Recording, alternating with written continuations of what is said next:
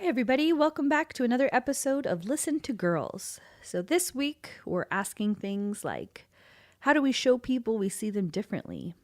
What is the nicest form of homophobia you've ever encountered? Why is it important to be able to have honest conversations with people you work for? In this episode, we're listening to Luci Kandler, an artist, apparel designer, and style maven that lives in Minneapolis. Luci recently quit her job and walks us through why she doesn't regret it and some things to watch out for if you're thinking about doing the same. We also have an interesting conversation to kick everything off about the different sides of being a straight-passing woman today. Also, just a reminder, if you have any interest in supporting this project financially, you can head over to patreon.com/listentogirls. You can receive fun extras like art and questionnaires from the guests that don't appear in the regular episode. We also have a live meetup every month, which right now is online, but I hope that it keeps growing and that we keep getting to share information together and that hopefully someday we can organize events in our community together. So, thanks again for listening and hope you enjoy the show.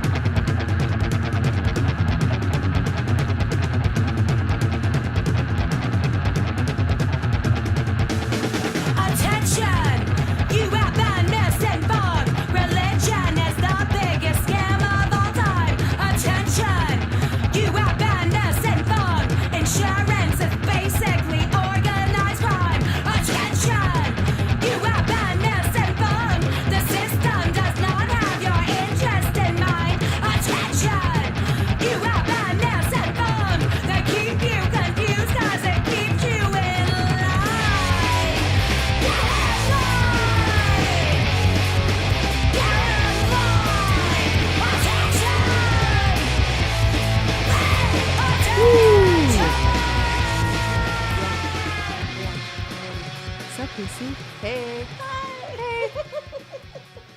Welcome. Thanks for coming. I'm so happy to be here. Thank you. So we have Luci today. And I didn't get a chance to read through your whole questionnaire. Yeah. Do you want to intro yourself and your pronouns and stuff? Ooh, If you have any preferred. Yeah. She, her. Sweet. Yep. Doing that girl thing. Her, yeah. Bye. Cute. That bi girl. Ooh, we love bi I think people. that's about it. That's Cool. the only, signifiers. Luci. Yes, Luci. Love being called Luci. Sweet. Yeah, Luci's not even actually my real name. Oh, that's right. I forgot about Yeah, that. Do you want to tell that story? I mean, it's a quick story. Born a Lindsay. Lindsay, I cannot believe I Which, forgot about that. Was fine. You know? Very good. Especially, in Wisconsin, there honestly weren't as many Lindsays. And then... Kind of exotic in Wisconsin, right? It was, it was fine. But then I got up to Minnesota, and my first day of class, there was, 3 Lindsays in a class of, 20 people. Yes. And just pretty quickly was, changing that name. So they came around to me, and I just told everybody my name was Luci. Yeah. Which I was, a very angsty 18-year-old. Yes. Very much, on the Zoloft, you know. Hell yeah. Yeah, so... And then I just never really changed it back. But yeah, I mean, it's easy because it's, it's still an L, so I can just put L. Kandler in a lot of things. Cute. And you know, but so I'm getting married. Yeah. And I've been kind of thinking about legally changing Doing it. the full switch. Yeah, why the hell not? Yeah, totally. I wanted to change our last name too. I wanted to mix up the letters. Make up a name. Yeah, so badly. But yeah, Aaron's not pretty not as interested in that. So, no, Luci. So she really wants to take my last name, which I'm cool. I don't know. I mean, do what you want to do, babe. I'm just sort of what? Okay, Sure, yeah. great. Sweet. Yeah, I feel Yeah. If anybody's ever like, I want to take your last name, it's like, cool. But otherwise. Yeah, but otherwise, like, Okay. I don't know. I think, like, that's kind of one of the weirder marriagey things, Yeah. right? Yeah. I remember, I mean, yeah, I'm in a bubble again where it's like, just everybody I know is pretty much like, yeah, who fucking cares about that stuff. Totally. But I remember at one terrible point, I was engaged to this. Sorry if you're listening, but yeah, I remember we were like getting ready to get married and stuff, and he was just like, talking about last names. I mean, we only have this was my reasoning at the time, when in actuality I think I just didn't want to marry this person or whatever. Sure. I mean, and also like not do the that. name, but was like giving reasoning when it's just like, I don't fucking need reasoning. I just but I was like, well, I'm the only girl, and like, I like to keep my name, and like, I like my name. And I think I was even like all hyphenated or whatever, but like they were so fucking offended. And that was like a thing, and I was like, flag. Like, no, we don't have to do that. But yeah, seems so silly. It really. Oh God. So yeah, I spent like a decade as a wedding coordinator. So yes, I've seen I forgot about that too. Lots of fucking weddings, dude, right? Yeah. And some of them are real beautiful and cute. Yeah. But I helped out at one this weekend, so just like a few days ago, and they did like, it was funny because the wedding coordinator that I was working with was like, oh yeah, I sent them like, they were pretty young, like younger kids, like in their 20s, young ones in their 20s. Yeah, we gotta say that now. And so they were like, well, we don't really know what a ceremony looks like, and so she sent them just like the most basic like script and said, change it up, make it your own, whatever, but here's like the by the book. Yeah. They didn't change it at all. So it was like they still did the like, if anybody objects, which was just, no one does that anymore, And then they did the whole like, I now present Mr. and Mrs. James Michaels or whatever. Yeah.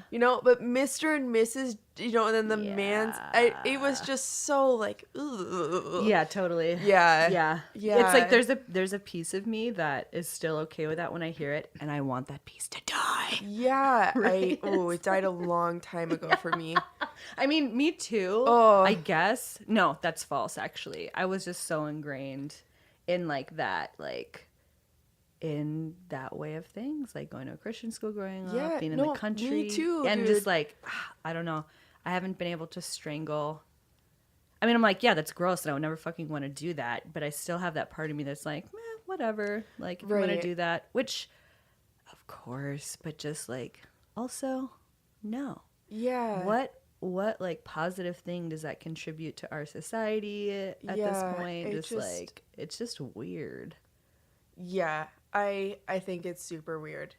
I mean, I can't even believe like I've gotten to the point in my life where I'm getting married, because that was something I never ever wanted to do. Totally. I was like that girl in like high school creative writing classes that was like all of my papers were like anti-marriage. Just like consistently like fuck this, Yeah. But yeah, I also grew up like super Catholic. I was like, I really like to learn, and so for me it was like another thing I could learn and be good at. Oh my God, Lucy. Yeah. Right? You're so right. Yeah. Yeah, absolutely. And so I just like went all in, because I was like, yeah, I'll fucking read that Bible. Yeah, I'll like read that Bible. Pick out a confirmation name that I've spent like 5 months researching, Oh my God. Yeah. Were you out at that point? No. I was about to make a joke like, I have to put all of my oh my gosh, gay shit somewhere. Yeah. No. Study the Bible. I mean, yeah, I totally, I didn't come out till I was like 27. Yeah. Yeah. And I don't think I definitely didn't realize it until I was in high school. Yeah. So I don't think I realized. Yeah, I became conscious of it. Probably same at high school, and then I was still like partially brainwashed at that point. So I was like figuring it out, you know. I knew that I like didn't fucking care and like wanted different shit, but I like didn't know. But I wasn't that gonna also, like date a girl in high school, right? Like that would bring a lot of unwanted attention. Let alone, I didn't have a lady tracker at that point. Totally, people aren't gay. I think that's what it was. Where I grew up, people aren't gay. You see gay people on movies if you like sneak them or whatever. That's how it was. Or like I luckily saw some gay people in a magazine, and that was like life changing because they looked normal. But it was like gay people were like these super flamboyant men in feather boas. That like I remember being at like the Renaissance Festival. We would go there every year, and I remember my dad seeing like two dudes in drag and like dresses, and he definitely wasn't like, you know, like hateful or anything, but it just, I could tell he had like fear or just like was like, I don't know about, and was just kind of like, let's go this way, you know. And it's like, gay people just don't exist. I'm so glad you brought that up. Like that's kind of one of the things that's been interesting with I mean, I have a feeling my dad feels this way too, but like my mom in particular has just been like, she's still, her like basis of information about gay people is like very out gay men on TV shows, you know? And so we were watching this movie the other day, and oh god, what is it called? Best of Show. Yeah. You know? And there's like the two guys who you know. And so she was just like, why do they have to act like that? And it was just like, it's like, Mom, first of all, they're caricatures. Like, everybody in this movie is very obviously a caricature of a person. Like, why don't you say those same things about the, like, crazy woman who's, like, super uptight? Like, do you think all women are crazy women who are super uptight? Right. Like, every one of them is playing a caricature. Right. They're not real people. Right. Like, right. And, I mean, even if there was one even person like that. But it's like, it's not, you know, they. Even, I mean, the they. How come they have to act like that? It's like you are. Right, but okay, also, super flamboyant men, we know a bunch. Yeah. And that's not their whole person. Do you know what I mean? Hell no. That's a very small part. That's just how they want to, like, show up in the world, but that's not all of who they are. No. And it's just, like, the representation... Unfortunately, that's the representation. So if you're wondering why they have to act like that, like, maybe search out things where you're seeing like actual gay people, or like support things where you're seeing actual gay people that aren't just a real characters. live gay person. Yeah, for sure. And like, I mean, in my opinion too, like, and I could be completely fucking wrong on this, so call me out if I am, but it's like, I think that the caricatures, especially for the people we're talking about, our parents' age, right? Yeah. It's like the caricatures that they've been given are super concentrated characters from a time when people that were being out loud had to scream as loud as fucking possible. Yeah. For protection. If you wanted to be out. Yeah. It's like, and then anybody who was maybe a little bit uncomfortable or like afraid, they were still there, you just didn't know. Right. Dude, totally. And like, yeah, it's almost like being out and loud is like obviously a political statement. Obviously, like, I can do whatever I want, even if that's not me all the time, in the same way that like, and then that's probably a good like tester of like, if you can't handle this, like, we probably shouldn't be friends, which is also maybe why people taking on last names in marriage should stay around, so I can know, okay, we probably shouldn't get married. If you're going to force me to take your last name. Neither you nor I is a flamboyant gay man from the 80s. Yeah. So, like, we don't know, but I would assume that, that probably has something to do with it. History tells us that in a lot of cases, people are loud because that's who they are, and they have every right to do that. In a lot of cases, people being loud were people carving the way for people behind them that didn't want to be loud and couldn't fight for themselves. And being, you know, just a beacon of, I don't fucking care. I'm going to be as loud as I need to be, and I'm going to stay here until you kill me or whatever, you know? Yeah. It's like gross but true. Yeah. Like, yeah. Totally. Yeah. Yeah. So my dad the other day was like, I saw him recently. Aaron and I went to Florida. And that's where they live now for 4 months out of the year. Cute. They're those people. And I don't know. There was just like some weird comments that he made. Like, God, what was one of them? We were talking about like weddings, and we were trying to explain to my mom how we wanted something like smaller and blah, blah, blah, and didn't want to spend a boatload of money on it. And she just was like, well, I don't, you know, whatever. I don't really get it. And my dad said something about how people don't spend as much money on their weddings because they're planning on having like 2 or 3. Oh, And I was just like, oh, is that what you think is is that what you think the reasoning is? I don't know. Ugh. But he just said it so just like, do, you know? And it was just like, no. And so we got home, and I called him one day, and I was like, I just want to like clarify some things. Like, are you cool with Aaron? Like, what's happening? Like, what are your Right, thoughts? How are you right. feeling? And it was really interesting because he was like, no, I think Erin is like awesome. She's like such a good fit for you. She has like the street smarts you don't. Thanks, Dad. Which is like very true. And it was good, but he was like, no, I'm kind of afraid for you guys. Oh my God. He's like, I'm afraid of like you guys getting like what if we went to this like bar in Florida one night with one of their gay guy friends, by the way, who like my mom goes to church with, which is something I do not understand. But you know, it's like their gay friend, which is like, great, you got one. I'm like, good. But he was there with us, and like his husband had been like tired, so he'd stayed home, and so a bunch of people were dancing, and my parents were dancing. It was super adorable, and Aaron and I weren't, just because we were like not in the mood. Yep. But my dad was like, what if you guys had danced? I feel like people would have like gotten really upset, and I was just like, oh, I really don't think so though. Like, like no. Yeah. Like, you still live in a different world, kind of, mentally. And like, I'm glad that was his like reservation about our marriage, was that like, oh my God, something, you guys might get like attacked. Right. But I mean, I'm sure we're very lucky to live in Minneapolis, where that stuff doesn't really happen. Yeah, not as much. Not as much, at definitely least, not you as know? much as other places. But he was also like, what if you want to like move to Kansas? And I was like, we don't want to move to Kansas. Don't worry. That's not going to be an issue. Off your worries. Kansas is out. Yeah. But also, like, I don't know. It was just really, it was interesting to see like what his like fears were about that. Totally. He definitely still has some, like, and he'll admit to it, like, seeing 2 girls kiss makes him feel like very uncomfortable.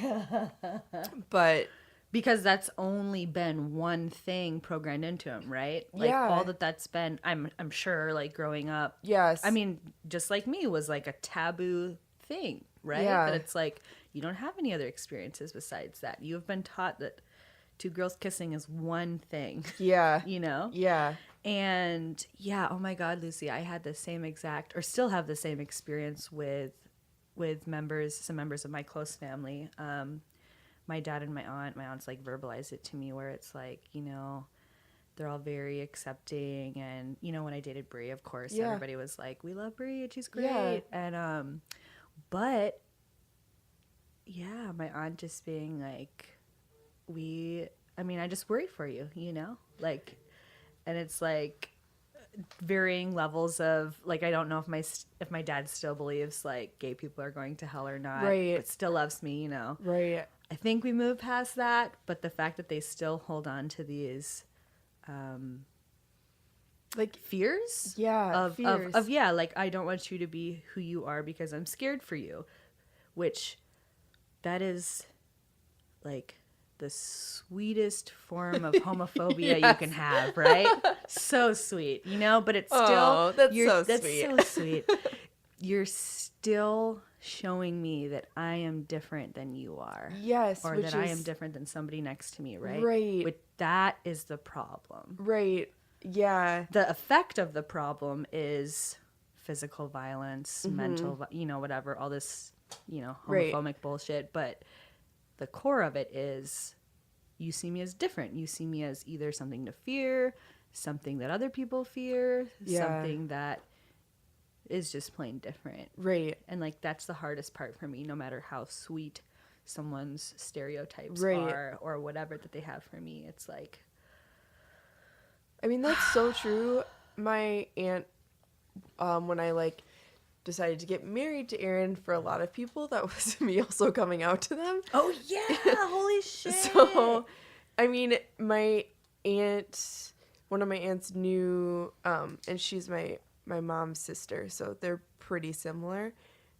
She knew that like we were dating, but I don't think anybody anticipated this was going to be like a marriage situation. A serious thing. Yeah. Yeah. And so, I had to like tell my like grandpa and grandma and stuff like that. And my mom was just like, oh, she is never going to hear this, thank God. But like, love the woman. Yeah. Yeah. She just like made me like, she put a lot of fear into me about like how the family was going to react. Yeah. Which none of it came out to be true. Like it Thank was the like, baby Jesus. yes. Yeah.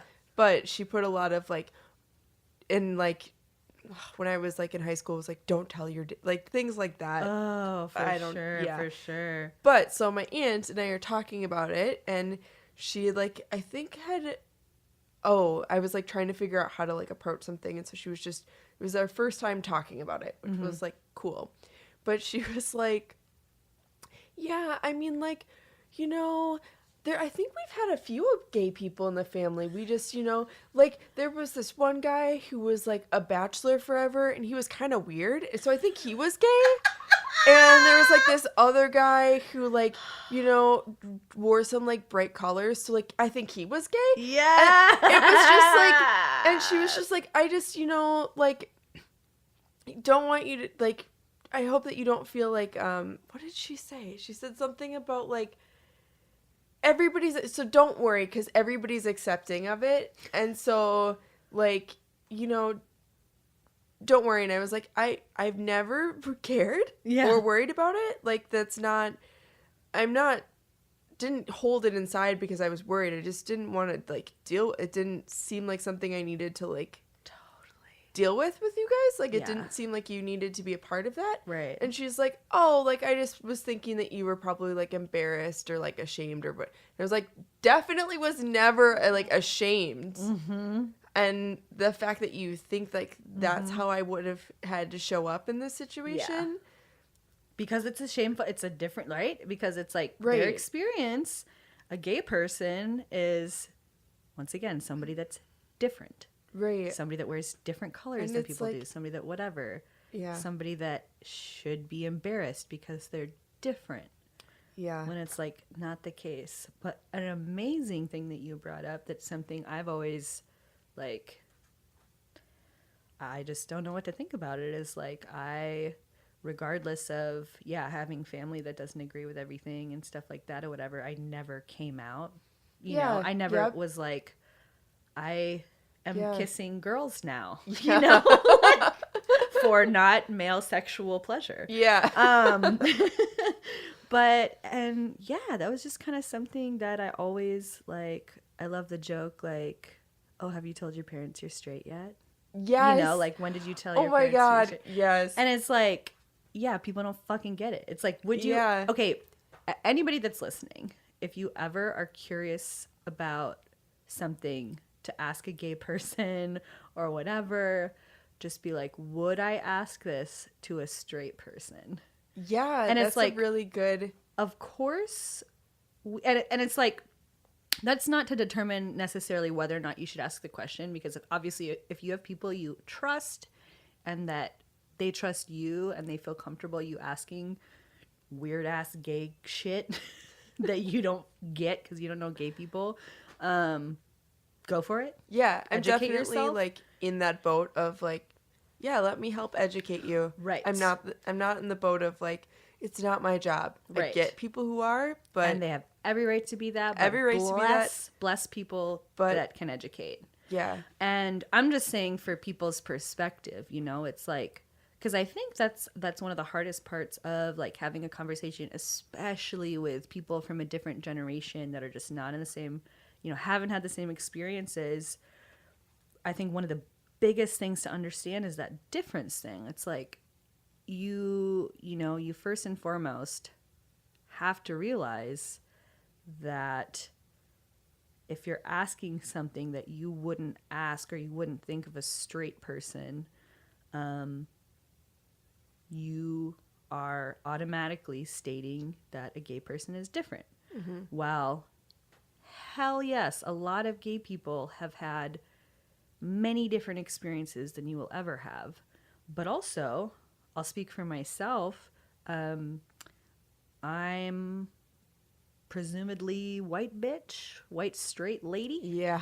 And, you know, so people don't fuck with me as much as, unless I'm like speaking or whatever and stuff. And it's like, so I'm pretty, you know, pretty straight queerdo. And like, as far as my experiences have been. Yeah. I mean, that's something like I was going to say is that I think especially in my family, or just how I present, people don't assume that I'm with a woman. And so it's sort of like maybe being a different race and passing. I Exactly. kinda No, think about it straight like that. passing. That's what Yeah. I always, yeah. And I don't know. I have like, there's some parts of it that I find like really great because I mean, being able to pass in society means that I Yeah. don't have to like deal with a bunch of shit. But then there's also a lot of like sort of, oh, what's the word, where you feel really bad about all the people who have to deal with all this Oh shit. yeah, just like Guilt. Yeah, Guilt. absolutely. There's like absolutely. a ton of guilt that Yeah. like Straight I get passing to guilt. pass Dude. all the time, and I don't know. Yeah, I feel really bad for the people that have to deal with it 100% of their day all the time. Yeah, and that's part of the reason why I feel like talking about it is important, because it's also that idea of if you only see the like super flamboyant gay man and you don't see the like straight passing bi girl, then you don't have the full spectrum of representation of like what that looks like. Also, that's why like Pete Buttigieg is like my man. Dreamboat. Yeah. Yeah. Yeah. Yeah. Like such a great representation of just like being gay is normal. Yep. Yep. Being gay doesn't mean anything. Yeah. It's literally just who you're attracted to. It doesn't say anything about who you are as like your taste level or your Woke interest level, anything. Yeah. There are shitty gay people. There are awesome gay people. Yeah. It's like, yeah. And coming back to, you know, your point about, again, seeing a non-flamboyant gay person or whatever. It's like and then our conversation about the coming out story. I don't think that anybody should be required to come out when they realize they're gay, right? Yeah. But I absolutely at this point too realize how important representation is. And so like I think like a couple years ago on like coming out day, I was like, hey BT dubs, I'm gay as shit. Yeah. And like cool, right? And yeah, it was funny because living in the bubble again of like most people it was cool, couple people wasn't cool, and they started telling me about it, and it's like whoa, like in what way were they telling you about it? It was like, I'm trying to remember. There was some weird comment on the post about like God loves me anyways or some shit, something like that. Yes, yeah. And then there was also like I got a couple messages from I'll say a really good friend of mine that I grew up with. I hadn't seen in years, and And yeah, we hadn't talked in years, and I think just because of life, right? But then they like started messaging me about like, oh, like, and I'm just a hateful person, huh? Just like out of the blue, and I'm like, I did not make that message towards you. Yeah. Like, Yeah. holy shit. It's kind of that, like, the way some men respond to, like, the Me Too movement. Yes. Yeah. Yeah, very telling. Yeah, which, I mean, like, there's a part of me that, like, really gets that, like, that understanding of, like, where if there's all these people that fit my description that are doing shitty things, and so now everybody hates anybody that fits that description. But it's like, do you realize, like, that's what racism is, and that's what, like, sexism is? Like, it's been happening to everybody but your group for so long that you, like, don't understand. You don't understand. Yeah, but You really don't I mean, understand. I feel bad because, like, I do think, like, they're not prepared. Like, people who are, like, super straight and see the gay movement as anti-straight, like, they're not prepared to realize that it's not. It's just all about, like, empowering everybody. Yeah, I can imagine what that would feel like if you didn't have anyone to, like, help you unpack that. Yeah, exactly. Like, having to unpack that on your own, that would seem very, like, aggressive towards you. Which is absolutely true. And I think it's like what you're actually feeling, though, is being uncomfortable. And I think that's one of the biggest things that people can do that are feeling attacked or something. It's like, please just take 2 moments and decide if you actually feel unsafe right now or you just feel uncomfortable and you're exploring ideas that you haven't had to do yet. Yeah. And please explore them. Yeah. Like, please. Oh, God. Yeah. Yeah. Yeah. Well. Breathe. So wait, there's just like one more thing that this like reminded me of is that so because I came out so late, well, not because, but maybe part of it, like, I definitely don't fit into, like, lesbian culture. Yeah. And there is no bi culture, let's be real. Like, it doesn't exist. Bi culture is like meme jokes on the internet about how bi people don't exist. Right. Yeah. Yeah. But so there's, like, so much about just gay culture in general that I don't know. We've just been handed weird fucking definitions through caricatures and media. Or so the stuff that I've been studying is just that, like, I mean, for the most part, if a queer person appears in a storyline, in a movie, usually it's like a D storyline, and usually like also the Avengers thing. Yeah. And then also usually it, contains violence or something. Okay, wait. I just want to, like, for anybody who doesn't know, so the writer, director, one of those guys of the Avengers movies, so they decided that it was, like, really important for a gay character to be in the Avengers movies. And so... Spoiler. Yeah, sorry. So this is, like, no spoiler. But, yeah. So... it was so important that he decided he had to play the character, right?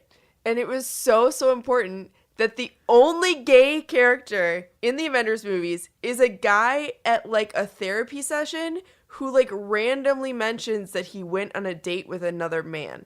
That's it. That's, like, a date that occurred off screen. Ooh.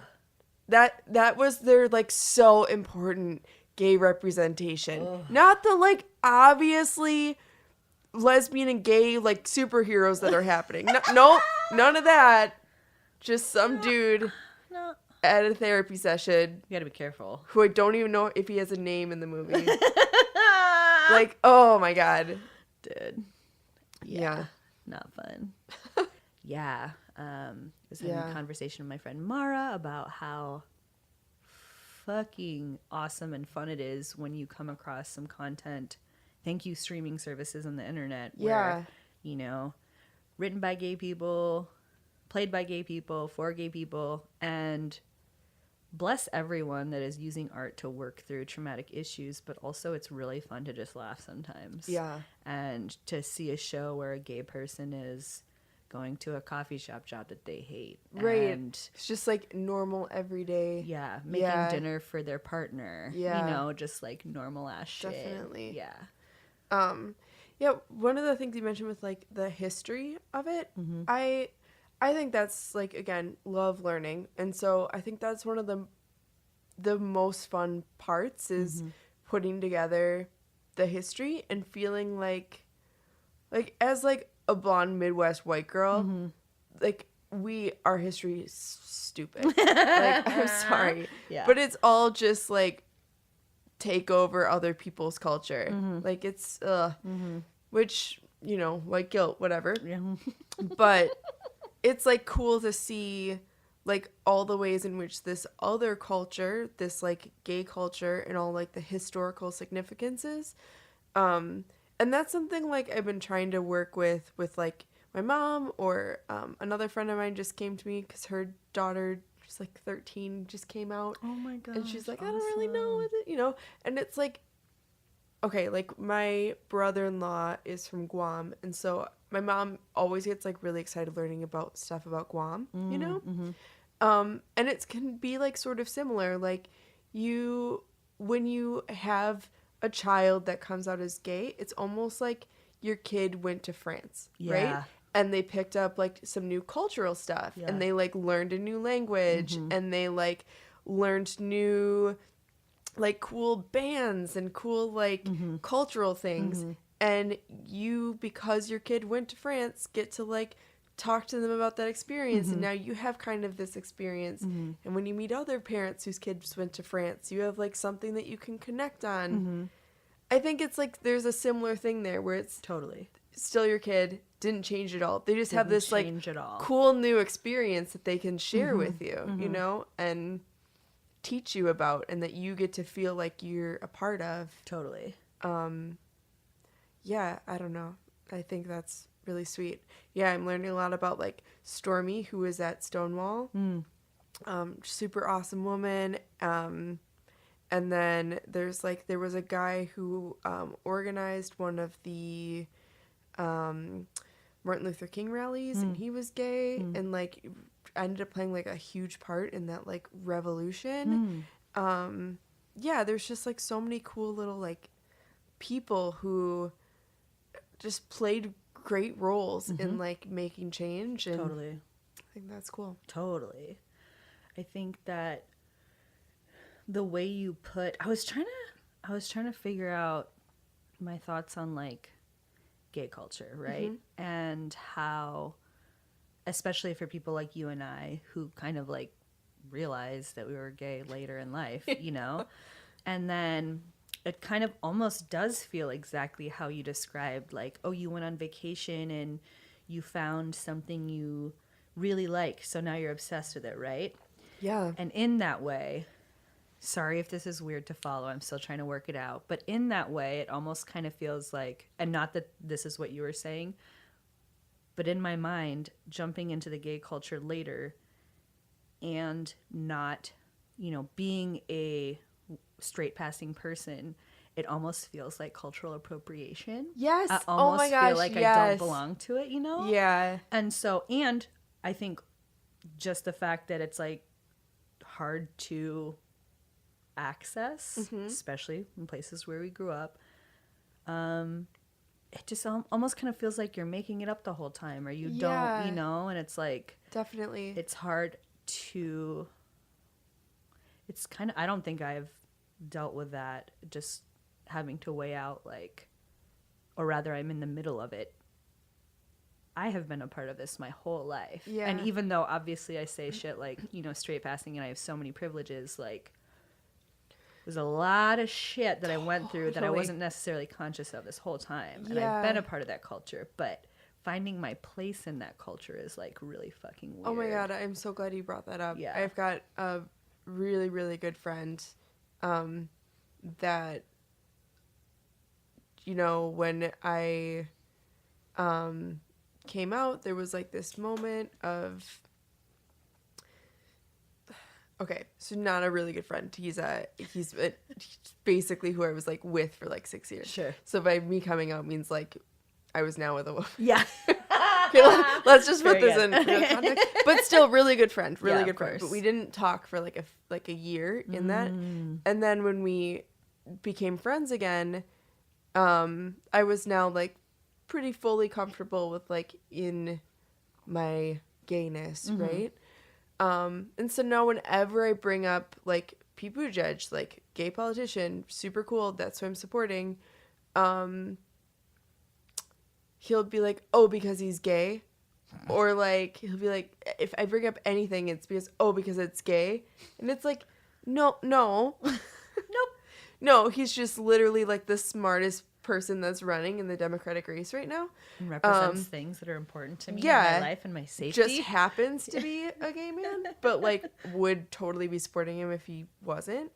But just like anything. And so there's this weird thing where because I wasn't in a relationship with a woman before, now every time I bring up anything that's gay, it's like I'm doing it only because of my current relationship status. Right. I don't know. Yep. I don't know. It's, yeah. I think that's something specifically with like bi, pan, you know, whatever, Yeah. queer people, just like, especially from other people who aren't in the queer community, you know, or it's just like, it's something that people have a hard time with because, and again, I'll speak from experience, not a choice. Seems like a choice when you decide to start being who you really are. Yeah. As a person who is like privileged within that community, you know what I mean? It's like not a fucking choice. And again, when I say seems like a choice, I mean even more so, of course, to yourself because you're paranoid and because at least I'm paranoid and care what people think about me. Yeah. But or rather care what people think so that I can communicate better. But just like I can see how that would look like a choice to you, and I don't know how to explain to you that it's fucking not, and it's an asshole move to keep saying like it is. Like, I mean, yeah. I think that honestly, that's one of the cool things about being bi, though, is, I mean, in a little way, it is a choice.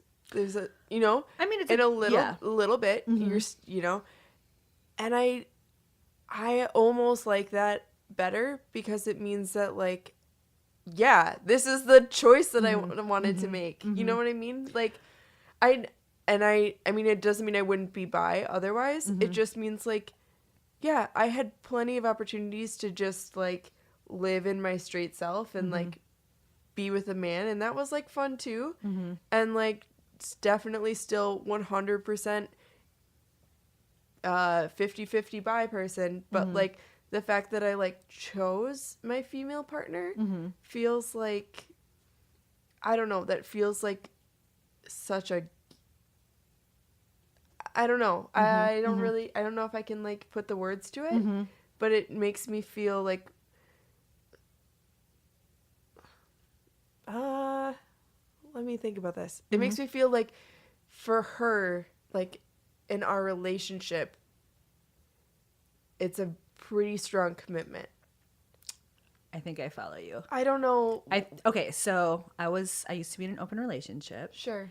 And for the first while, I mean, we didn't act on it at all in the sense of have other partners or whatever, you know, outside of it. But I felt so trusted, so seen. Yeah. So, you know, able to be me. Yes. And make choices, make strong choices, just in who I was.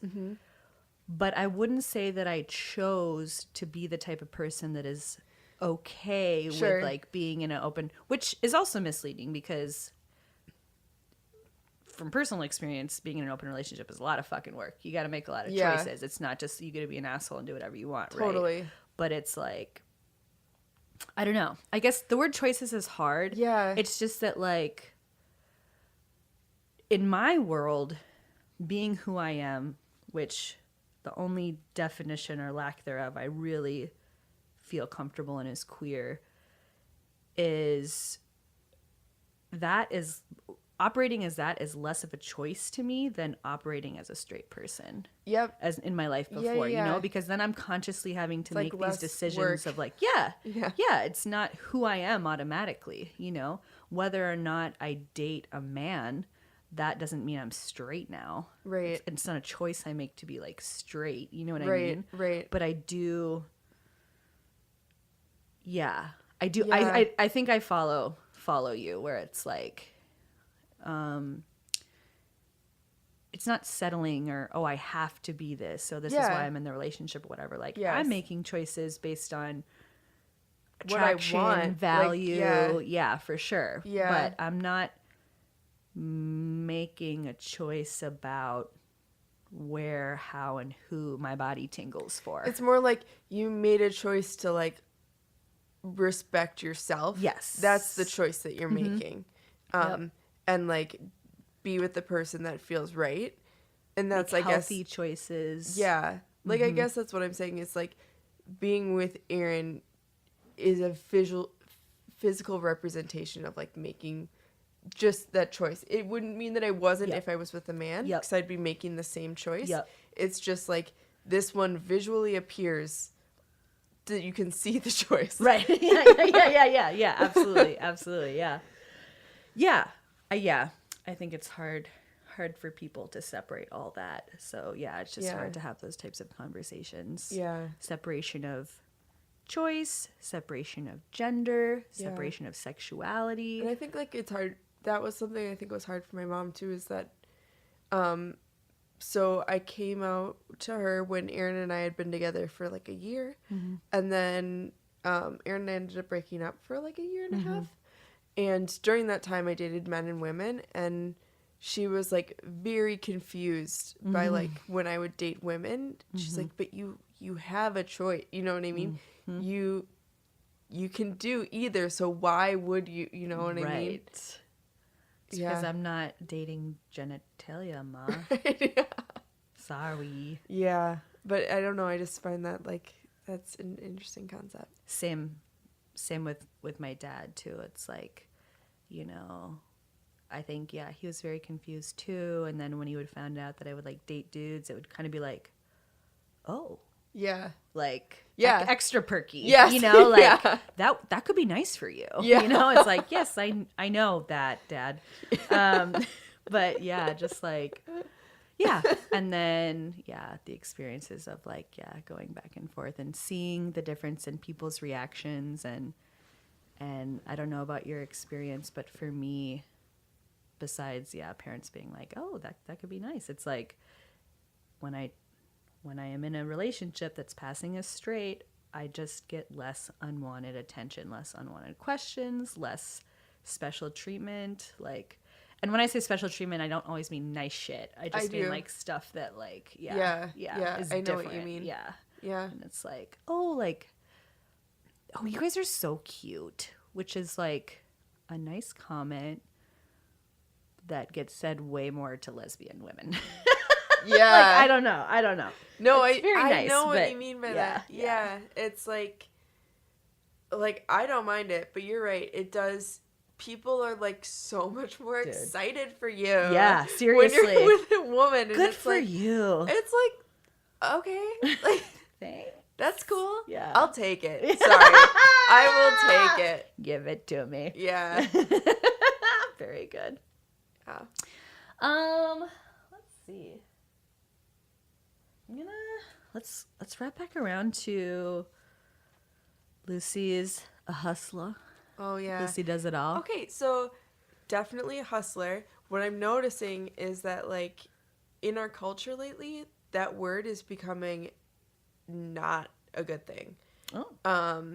So it used to be, like, something to be, like, super proud of and, like, you hustle that bitch, right? But now there's all of these like sort of new ideas coming up about like not working hard and like passive income and like things like that that are taking it and like making hustling into a bad thing.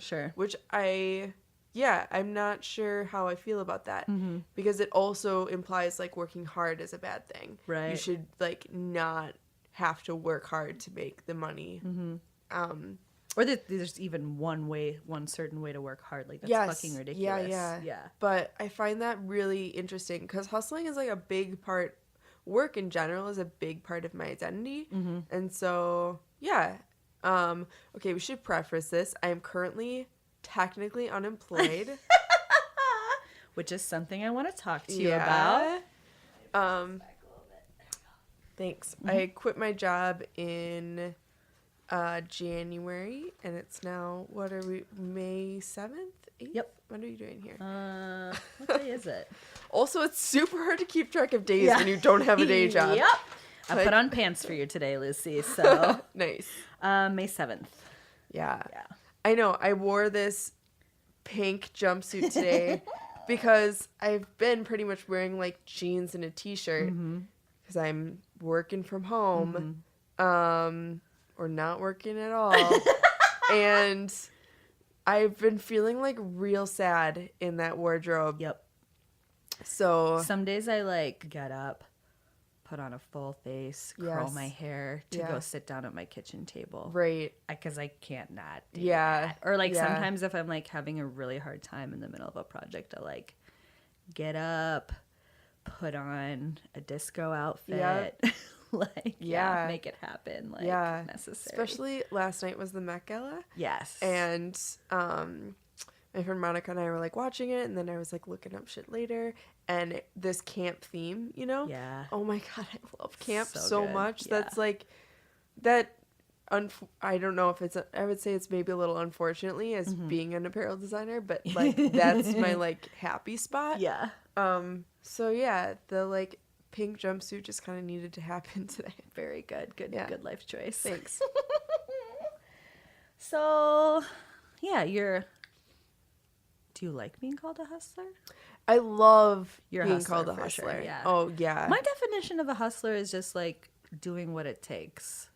Whatever that means, whether money or just self-satisfaction or just like doing what it takes and like always like going for it. Yep. Using your best energy. Yeah. Shifting to top gear. And I'm very motivated by money. Yeah. Like very. And I think that when I realized that, it became like, oh, so much easier. Yeah. Like totally. When I first quit my job. Yeah.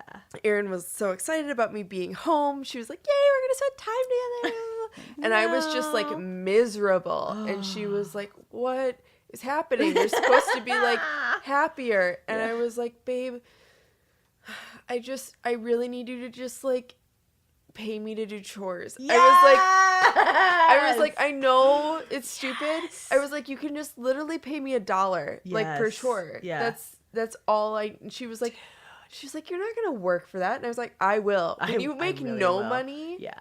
Like $6 a day is a lot of money. Yeah, dude. Yeah, for sure. Anything. Yeah. Yep. And it was like, she did. We're not doing that anymore. But she totally did. And it was like, oh, it was just exactly what I needed to feel like a worthy person. Yeah. Should be able to like get money that I could then like still go out and see my friends. Yeah. And like not ever have to like ask her for money without doing anything in return. Totally. You know? You need that. Yeah. Mm-hmm. It was like, I'm really glad we figured out that solution. Totally. Yeah. It was good. So, how long has it been again? When did you say it was January? Since you quit? Okay, it was like the end of January. Yeah. So Why did you?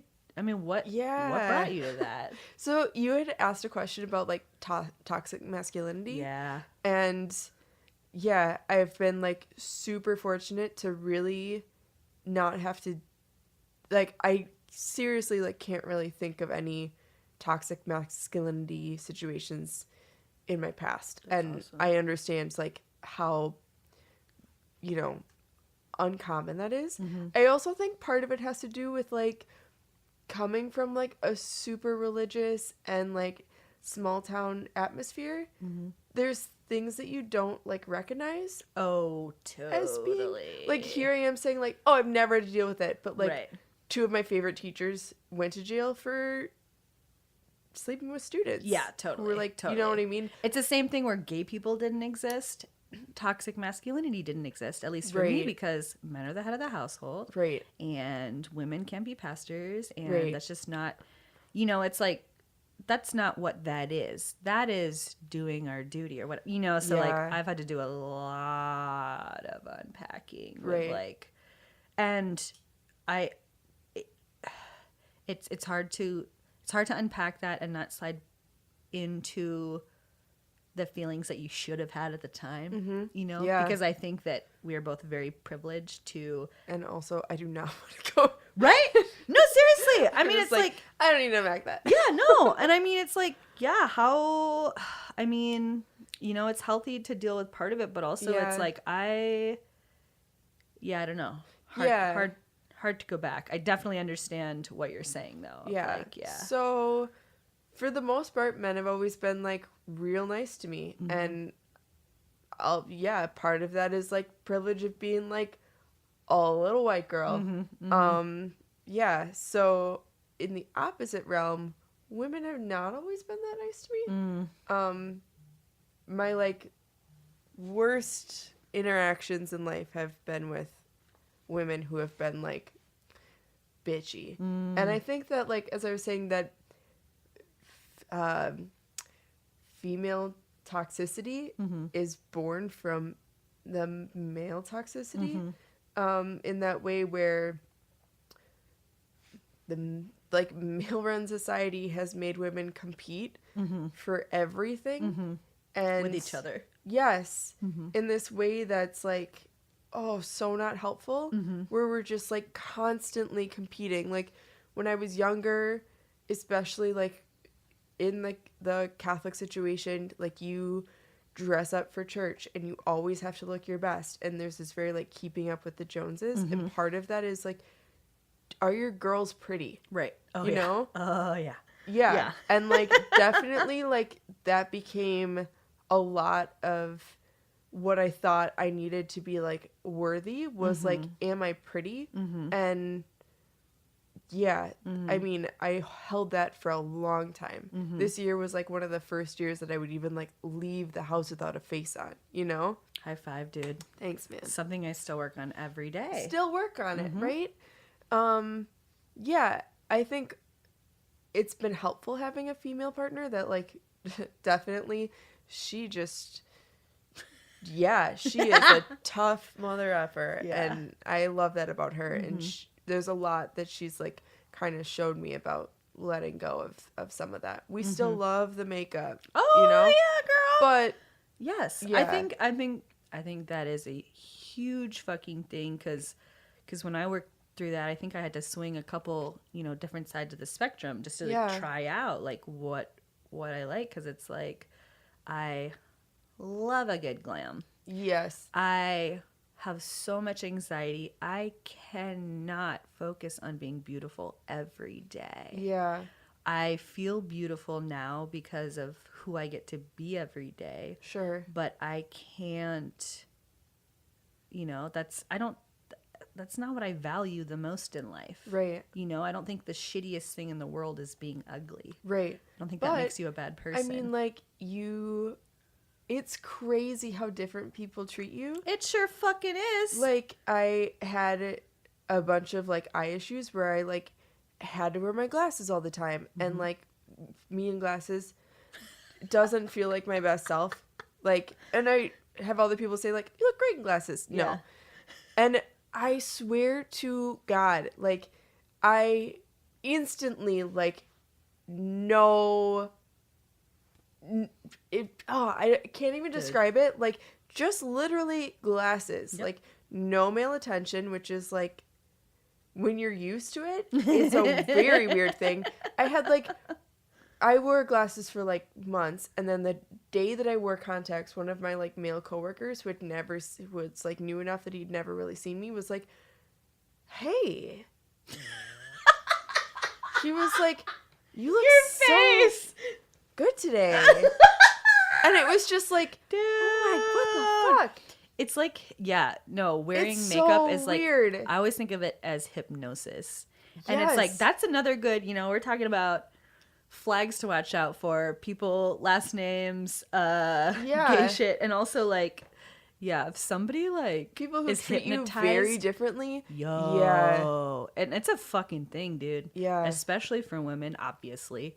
But yeah, my thing when I wear my eyelashes, even if Yeah. I just do that, people are like literally people like get doe-eyed and shit. It's like, go fucking, who the fuck are you? Get the fuck out of here. Like, It's crazy. I have eyelashes on, bitch. Like, But what like is the that deal? is something that like I don't know. That's just, I find that as like being really weird in that like women also treat you better. Oh yeah. Even if, even straight women, whatever. Absolutely. But also very obviously like the threat levels go up. Oh yeah. And like It's all fucking weird. it is so weird, and I It's just so don't weird. I don't know. So I feel like toxic masculinity is like hid from me for so much because it's just been Yeah. like being nice to me.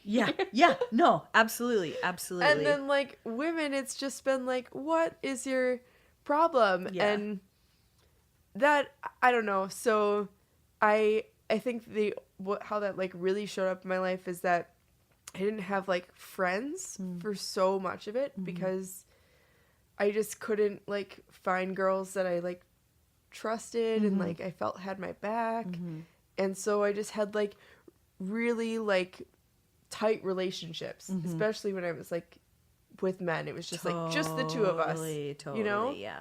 And then I would end up treating, when I did have friendships, treating those like relationships because I didn't put as much value on my sexual relationships because they felt easy. Yeah. Because those people were nice to me. Totally. And I could depend on them. Totally. And so when I had like friendships, I put I expected so much out of them and put so much energy into them in ways that friends were then like, what the fuck? Like, yeah, we're not going to hang out every day. Or like, it was just, I was like I just craved like female friendship. Totally. In a way that a lot of my friends were talking about with like craving sexual relationships and like partners. Right. And I did not understand that. I was like, Right. partners are easy. You just go out, you put on a face. Yes. Like if you're fighting, Go hunting. you can just go have sex and that ends the fight. Like I don't understand what you like. I think I got it figured out. Yeah, I was like, relationships are Take so off your much glasses easier. and go fuck. Right. And friendships were so much harder for me. They're still hard. Like Totally. I still am like, Totally. okay, this person has a life. Like Yeah. they can't, And But they could if they really wanted to and love me half as much as I did. yes, but then you fight with a friend, and there's like not much you can, like. You just have to fight. Do you want to fuck? Yeah, I know. Is that? Can we end this now? I know.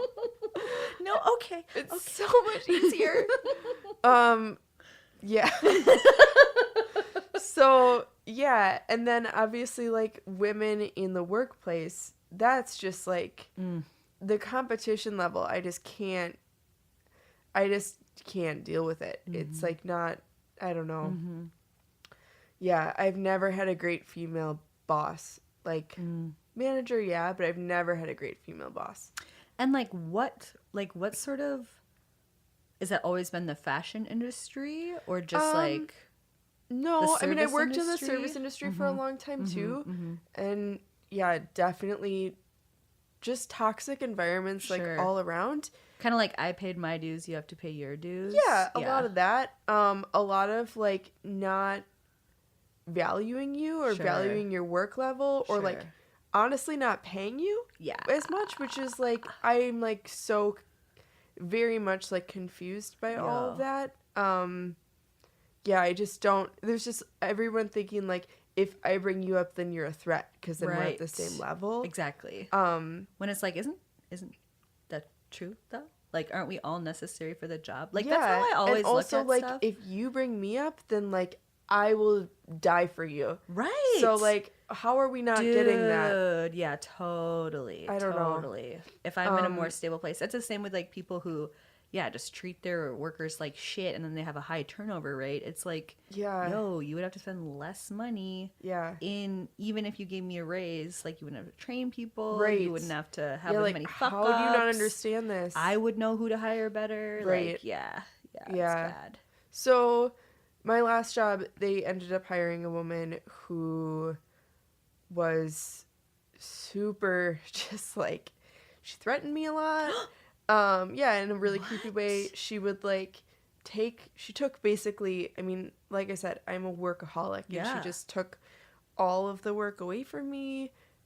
She just made me feel like completely unvalued. I was like coming home crying Damn. all the time, and then would say creepy things to me like, you and I are the same person and I can help you. And it was just like total mindfuck. Whoa. Like just like, So did they come in at the real same scary. position or above you or a new above position? me. Okay, Yeah, okay, but okay, it was okay, like okay. a new position that hadn't been there before. Sure. Yeah, she just got fired, which I'm really excited about. But I know, snaps all around. Like, I don't know. I wish I didn't feel that way. And like, a bunch of people just got laid off at the company I used to work at, and a bunch of us were talking and that used to work there because pretty much my whole team left Yeah. because of this situation. Dang. And we were like feeling so bad about all these other people that, and then someone was like, is it weird I don't feel bad for her though? And it was like, no, she like ruined me. Yeah. And I've had one other experience in my life where like a female in the workplace has ruined me. And it's like, yeah, I don't know. I just, It cuts extra deep. it cuts so deep when these people, like, especially women that you think are going to be there. Yes. They're going to be your mentors. They're going to Anybody be that you your, think's like, on your team. yeah, they're and going to then fight for you yeah. or fight with you. And, yeah, I just can't even with that. But so part of the thing that I feel like, okay, if that's the situation, then it's like my job to mentor. And so my job to like be there for the like other women that I can help. So, I mentor at the U. I've done mentoring for, high school students before. So you quit your job because Specifically of this like director level boss word that was not a good working environment. just really, yeah. And she would like, she would do this thing where she would like create, like, okay, there was another coworker and I who have never really gotten along, but we've like worked together enough that we've like learned how to support each other. Yep. Right. And that coworker came to me just like bawling one day, like, I'm terrified of this woman. Like, I just don't know if she's going to fire me. Like, I don't know what to expect from her. And then she was like, and she's telling me that you're saying all this shit about me. And I was like, you know, that's not true. And she was like, I know. That's why I'm like talking to you. Holy shit. And so it was just like, yeah, it was just this weird, like, I don't know. And like, she would do that to one of my other coworkers. She would just like come over and all of a sudden start whispering shit about people.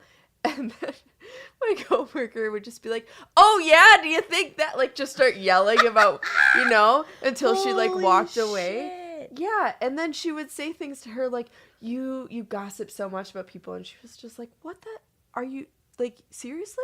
Damn. Like, so much just like creating Drama. Yeah, in a way so that she could like hold power. I was just gonna say. And it was like really Not creepy cool. Yeah. and not cool. And it was a man-owned business, and unfortunately, like, they didn't have the like cojones to. I like had a conversation with my old boss afterwards, and he was like, "What would you do?" And it was like, I'm no longer employed by you, so it's not, like, I'm not the one making this decision. Right. I think it's a pretty easy one. It's pretty obvious to everybody working here, like, the situation. Mm-hmm. I don't know, man. I mean, like, I get it, like, strong-ass women, but... No, that's bullshit, in my opinion. Like, that's... A strong woman does not need to separate everyone that works underneath them in order to maintain control. I would agree with that. Disgusting. That does not create the best, most productive, most quality product or outcome in any circumstance. Yeah. That only creates an environment where that person can stay in power. But I do have to say, like, I learned a lot from that experience. Mm-hmm. Like, I learned so much about... Like, I think for so much of my career, I was internalizing the, like, competition. Right. And I was like, I gotta work harder. I gotta, like, do all this stuff to, like, and make sure that people know it's my work. Right. And I don't think that was healthy either. Mm-hmm, And I think this, like, really opened up my eyes to, like, working as a team. Like, in a way, like, I never really got before. So much of it was, like, oh... For me, teamwork was like, I will take on the bulk of the responsibility and the bulk of the work, and I will just do it. Like, in school, I just, like, if we had team projects, I just did the project. And, like... Want it done right, I'll do it myself. Yes. That mentality. And that's also not healthy. No. Not very sustainable, at and the very also least. Yeah. prevents the people you're working with from, like, feeling, like, a sense of accomplishment. Mm-hmm. It prevents them from also learning. Like, that... does nothing but, like, it also doesn't produce the best outcome. No. Because it's just your perspective then. Yep. And I spent a lot of my, like, working life feeling that way. And absolutely. So that, I think, is, if that's what came out of this whole experience, if one, I got out of a workplace that took advantage of me, two, I got to see what it looks like when there's somebody in control who's a shitty person, and three, like, I learned, like, just because I can doesn't mean, like, I should be the one who's doing everything. Like, that takes away opportunities from other people. And I think a really good point you made is, again, the best possible outcome. Like, I love collaborating with people, but I cannot express how much I empathize with everything that you just said about wanting to take everything on and wanting it to be perfect. And you know, there have been times where maybe I'm in a collaboration with somebody and, you know, I have to compromise and the end product is not exactly what I think it was going to look like. Yeah. And maybe still, you know, in my heart of hearts, I would have wanted to try what I did.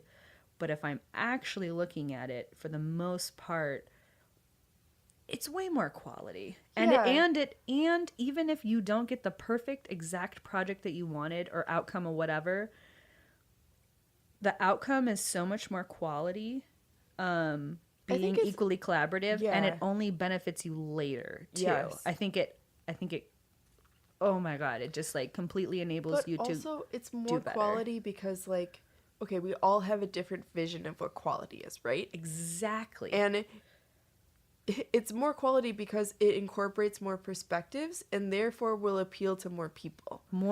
It's more realistic, whether it's fantastical or not, because, again, it will relate to more people. Yeah. It will be more of a compromise of many people's best possible, you know, vision. Right. And again, it's like, even if you have, you know, the best possible outcome, you guys all compromise equally, maybe next project you lead a team and you are able to communicate better. Yeah. You are able to take on people's ideas and, like, envision them better to get your better outcome. You know, it's like, you don't have to speak to yourself or speak to only people like you all the time. How fucking boring. I know. And there's not a ton of you out there. No. You know? Yeah. So it's like, I don't know, like, a lot of times, especially in apparel, seeing the outcome be something that was like, it's not my taste. Right. But then, like, hearing coworkers be like, oh my god, I love that. And be like, yeah,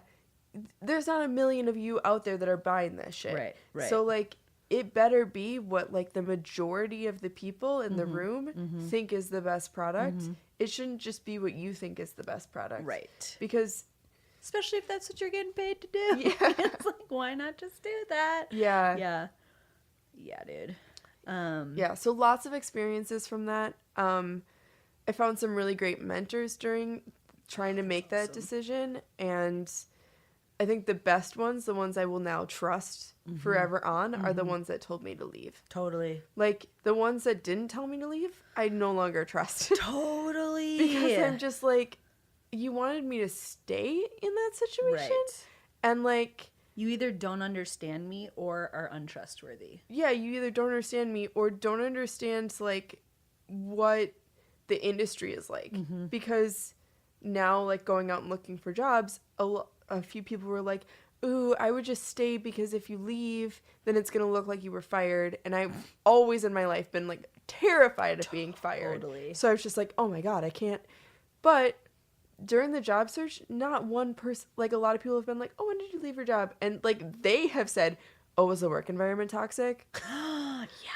It's been like, thank you. Dude. Like, not a single person has been like, oh, like, did you, you know, What's with this hiccup right yeah, here? Yeah. It's just been like very much an understanding of like, Yeah. oh yeah, we leave jobs. And if you left a job because it wasn't the right one for you, that makes me trust you more that you understand what the right environment is. And you're going to want to be here if it's the Yeah. right fit for you. I just am like so grateful for those like hearing that and for Yeah. the people that were like, you gotta leave. Yeah. Yeah. Totally, Lucy. Yeah. I feel like the environment, you know, the respectable, whatever, professional career environment, especially in the arts, especially I think freelance is getting more respect. And I think, like, just like you said, like, people are way more respectful of, like, people just have the ability to find the right job for them now. Yeah. You know, like, internet, all this I mean, shit. the job search is still, like, way hard. Like, Oh, I yeah. don't want to, like... Oh, yeah. I'm not... I mean, it's been months now. Right. Let's be real. It's just the shame is a little less, just The like you shame said. is For like definitely it's not less. just automatically like, oh, you quit your job and just like you said. Yeah. And you're a bum. Yeah. Yeah. Whatever. It's like, yeah. No. Yeah, totally. So, I mean, that's useful. I mean, definitely, yeah, like, when I'm out and I tell people I quit my job, the number one reaction is, congrats! Yeah. You know? There's still a lot of, like, so what are you doing now? And when it's like, I don't know yet. Yeah. There's a lot of, like, okay. Totally. But it's still, I'm, like, proud of myself for, like, there's a lot of pride in Right. it for being able to, like, make those decisions and, like, be a little uncomfortable again. Totally. Yeah. Because that, I mean, also personally, that is just kind of, you're almost like giving yourself the okay to like be you. I guess Yeah, you're like, giving yourself the trust okay to, like, you. not put your value in your job. Exactly. And, like, I don't know. I've just, yeah, I feel very lucky. There's so many things right now where it's like, you don't have a job. You're planning for this wedding that's going to be really expensive. Like, this shouldn't be the time where you feel the most, like, gratitude. And it 100%, I feel like so grateful to be able to, like, spend time with my partner and to, I don't know, not put as much weight in money that we used to. Like, even that thing where she was like, paying me $1 too short, you know, like, that taught me so much more about the value of money. Right. I was like, I'm sorry, but, like, when you are salaried and, like, you're making a lot of money, you you know end up it's coming in. spending way more money. Yep. You spend, like, I feel like I have the same income and I don't make Yep. anything right now. Yep. Like, Yep. how? Yeah. How? Totally. You know? Yeah. And just, like, the whole system of being a salaried worker, I mean, 50% of my paycheck I never saw. Right. And to have a partner who is a bartender who was technically making the same amount of money as me, like, that was crazy. Yeah. Bartending is super hard work, but she, like, owned her life. Right. And like you were saying earlier, like, you know, Lucy was mentioning a little bit about how I mean, just ridiculous even the idea of being salaried is. Yeah. And how Yeah, most of yeah. the time, if you're a salaried worker, you don't get to hang your hat at the end of the day. Right. And Oh of my course, gosh, you know, yeah. like in comparison, I was just thinking about your partner. It's like, of course, there's some jobs, no matter what, you know, service industry, there's shit that goes down at work. You have to think about it afterwards. But Yeah. not the same as Not a the same. salaried, I mean, toxic like, environment. I went because I was just such, like, I'm a good worker. So that means, like, and I want everything to be perfect. Yep. And because of that, I was, like, going home every night. And, like, she was bartending, so there was nobody at home. Yes. Oh my God, to make So- you not work. Yes. Yeah. Yeah. And so I was just working. Yeah. And, like, that is, it's just, and at one point, I still had the event coordinator job, and they had just given me a really big raise, which was like a 60% raise, but it was still not what I should have been making, totally. even as a 60% raise. Totally. And they were like, "Oh, you still have your other job?" But like, no, you're salaried now, and like we own your You're ours time. now. Yeah. I'm not even kidding. That Oh, was yeah. like very clearly like, Yeah. you can't have another job. And so my income just basically, I don't know, it's just like so much of not having another job then was bad for me. Yeah. One, I didn't use my brain in that other way, which was different and therefore like healthy. Yeah. I wasn't making money based on my effort, which Yeah. Oh my event God. coordinator, it's based on your effort. Can't do Like that, if yeah. any job is, and that was so good for me. Yeah. And I just like therefore just spent my weekends and my free time putting more effort into this salary job that they weren't going to. I mean, the next year when I had a different manager and didn't stand up for me quite as much and didn't get any raise because your Yeah. raise last year was so high that even though Yeah, dude. you just don't get a raise this year. And it's like the cost of living goes up. Yes. It's yeah. Yeah. There were so many things that were just like, I don't know. I will probably someday have a salary job again. Yeah. But I hope that I learn from You'll this know. experience. Yeah, totally. And You'll know what for to now, demand. I'm so much enjoying contract and shift work again. I've been working a lot, just helping out event coordinators, and just picked up the ability to contract with a event design job, which I'm Nice. very much enjoying. I feel so useful again. A dog walk. I was telling you, there's no money in dog walking, but I really enjoy it. But it's part of the hustle. And it feels it feels really great to even make that little extra change on the side. All of it goes into a pot. I've always had this spreadsheet where I add up everything and make sure and see where I have extra. I'm a spreadsheet fiend. Fucking love that And shit. right now it's been super useful because I have all these different little sources of income that Totally. I can then add up and That's awesome. be oh, I need to make $300 extra in a month in order to, I don't know. It's a very different scenario. I haven't lived this life in a long time, Totally. but it feels really good for my sense of working, Totally. which also has made me think a lot about these 9 to 5 salary positions and how we're all humans and therefore we all work so differently. And how weird is it that we're kind of trying to push everybody into the same style of working, showing up all at the same time and leaving at the same time. I was lucky in my last job that there was a lot of leeway in that. Yeah. Between the time that the first person showed up and the last person, which was normally me, there was a good 4 to 5 hour window. I had this one coworker who was a morning person to the point that she liked to show up at 4 a.m. Ooh, I know. Right. And then not so much for me. Yeah, so I'm yeah, a yeah. 10, 10:30 girl. Yeah. Yeah. Yeah. But You I were 10 girl this morning. Yeah. Yeah, good job. I know. But But I was like the last person to leave every night, which yeah. was fine for me because like That's how you like I to didn't work. have a partner at home that I was getting home to. Mm-hmm. Yeah, it was like nice for me. Like my brain doesn't really start working until I've like had a good meal Mm-hmm. in my body. Absolutely. And then it works great when like everybody else had left the office. I Yep. had like a few hours at the end of the day Mm-hmm. to like kick out stuff Totally. and prep for those people who were coming in early the next Mm-hmm. day. It felt like great. Yep. But yeah, that's not how like our work culture or like Right. America's work culture is. I don't know. It's all like, I mean, I think literally just, it's definitely not created for individualized productivity. Right. It's But created also, for mass yeah. productivity. And then also it like prevents people from like, you like have to take time off if your kid gets sick. Yeah. Like I saw so much of that, just like, oh, I'm sick, so I have to like take this time off even though I'm going to work on the weekend in order, but you still like don't get paid for that time. I don't know. And just Like yeah, everyone I fucking saw time suck. who got sick made up that time or was working while they were at home sick. And it was just like, oh, it's such a weird dynamic. That's also why I think shift work is great because Totally.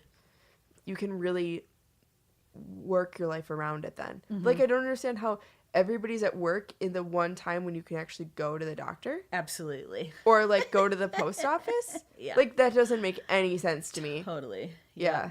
I remember skipping like high school for the first time and like seeing people out and about and I'm like, you're all supposed to be at work. Yeah.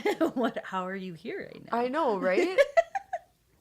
One of the funny things that I thought was like, so, okay, timeline. You're in a job.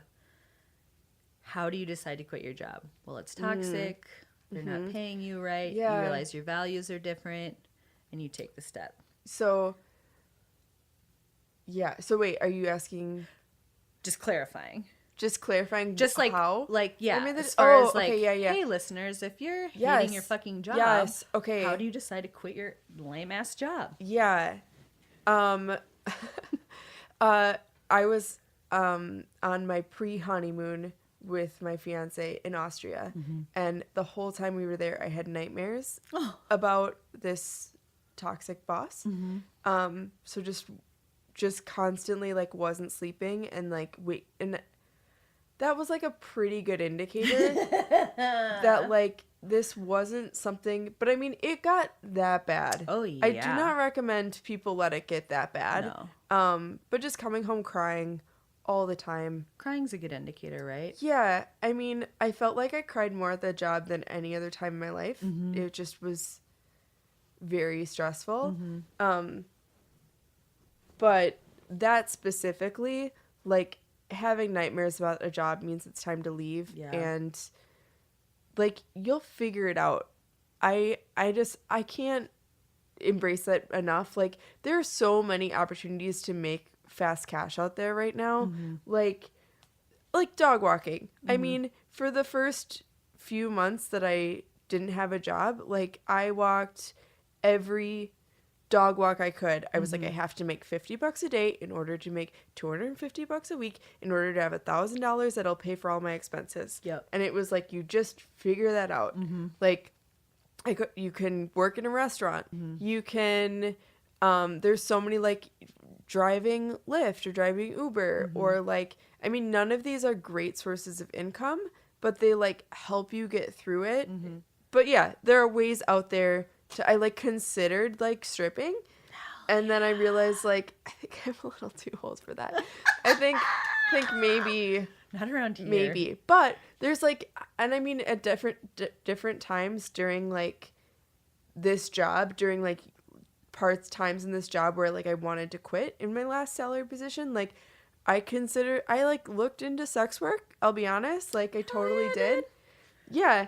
I didn't end up doing that because if in the state of Minnesota, like there's some pretty weird laws and you can end up in a situation where you're where you're on the list of sexual, like not predators, Oh. but you could end up on that list and Totally. therefore like have to go alert your community and like not You never wouldn't. be able to work with kids again. Totally. So That's that was unfortunate. that's why I didn't do that. Yeah. But yeah, there's ways to make money out there. And one time when I lived in Montana for the documentary, and I was broke as shit, and I had a little bit of like data left on my phone or whatever. Yeah. And it was really interesting because I needed cash so bad. And also I was horny as shit. Yeah. Because I was in the middle of Montana and there was, no safe places around to like go patrol. Yeah. And Craigslist was terrifying. So it was like, I think I was like doing work on my computer, drinking a glass of wine, and also like chatterbaiting at the same time. Yeah. And like getting like, I think I made like $40 for unbuttoning my shirt. Yes. It's like, cool. All right, now I can pay. I think that that's a cell phone great bill. source of income, everyone. Just saying, out there, Do also, that. If that terrifying feels right. kind of environment, but hit or miss, whatever. Lots of opportunities. Yeah. But so, real quick before we go on to the next, I made that decision because I was on vacation with my partner, having and I nightmares just every night. and I was interviewing already with other places. But I knew that like even if these don't pan out, like I can't do this anymore. Like it's just, and like making that decision, like telling my CEO who I'd become good friends with, like that was like super hard. Like the whole thing was, it was like 5 years of my life. So like that was really hard to make that decision, but it felt really good when it was like over. And I don't regret it at all. And there was like, I just, it made me look at the people who had stayed and like wonder why they were still there. Is there any advice that you can give for like people that are having a hard time at their job, but maybe they're not to the point where they're crying every night after work or having nightmares? Like, are there any like flags that you could tell people, like being I would just say like definitely have as many conversations as you can with whoever is your boss about what you need and what you're looking for. Like be very open, and I know like yearly reviews, try to set up like quarterly reviews if not more. Especially because the more you can communicate what you need and like show them that you're taking that prerogative to do that, the more they'll be like aware. What I've seen is like so much too. I feel like I've been so nice in my career, and there were so many people that I worked with who were not. Yes. And they got what they wanted. Yes. And I don't recommend not being nice. I think that just makes you not happy in your life. I do recommend saying like, here's what I need and what I deserve, and like working with your boss, saying like, being so open to the fact that like they might not be able to like give you that amount, but if you can put into perspective, like if I get this amount, here's what, well, like, okay, make a goal. So say like there's like SMART goals or whatever. I forget what it all stands for, but like look it up, SMART goals. So work with your manager to say like, what aren't you getting from me that you need? Like what would be of value? So I need this amount of money, or I need this sort of work environment where I can work from home. What can I offer you in order to get that? Right. Where when the two of you feel like you're collaborating, where it feels like you're working together, I think you get more out of it and they respect you more. Right. I know that when like there was a while where I felt like I was basically managing myself, and like I would go directly to the CEO to ask her what I needed, and it was like during a really hard time in my life. I had just had a concussion, so I was just coming back to work from like being off of work for a month, and it was very clear to me that like, hey, here's the amount of money I'm gonna need in order to be able to like pay for all these bills. Like, what do you need from me?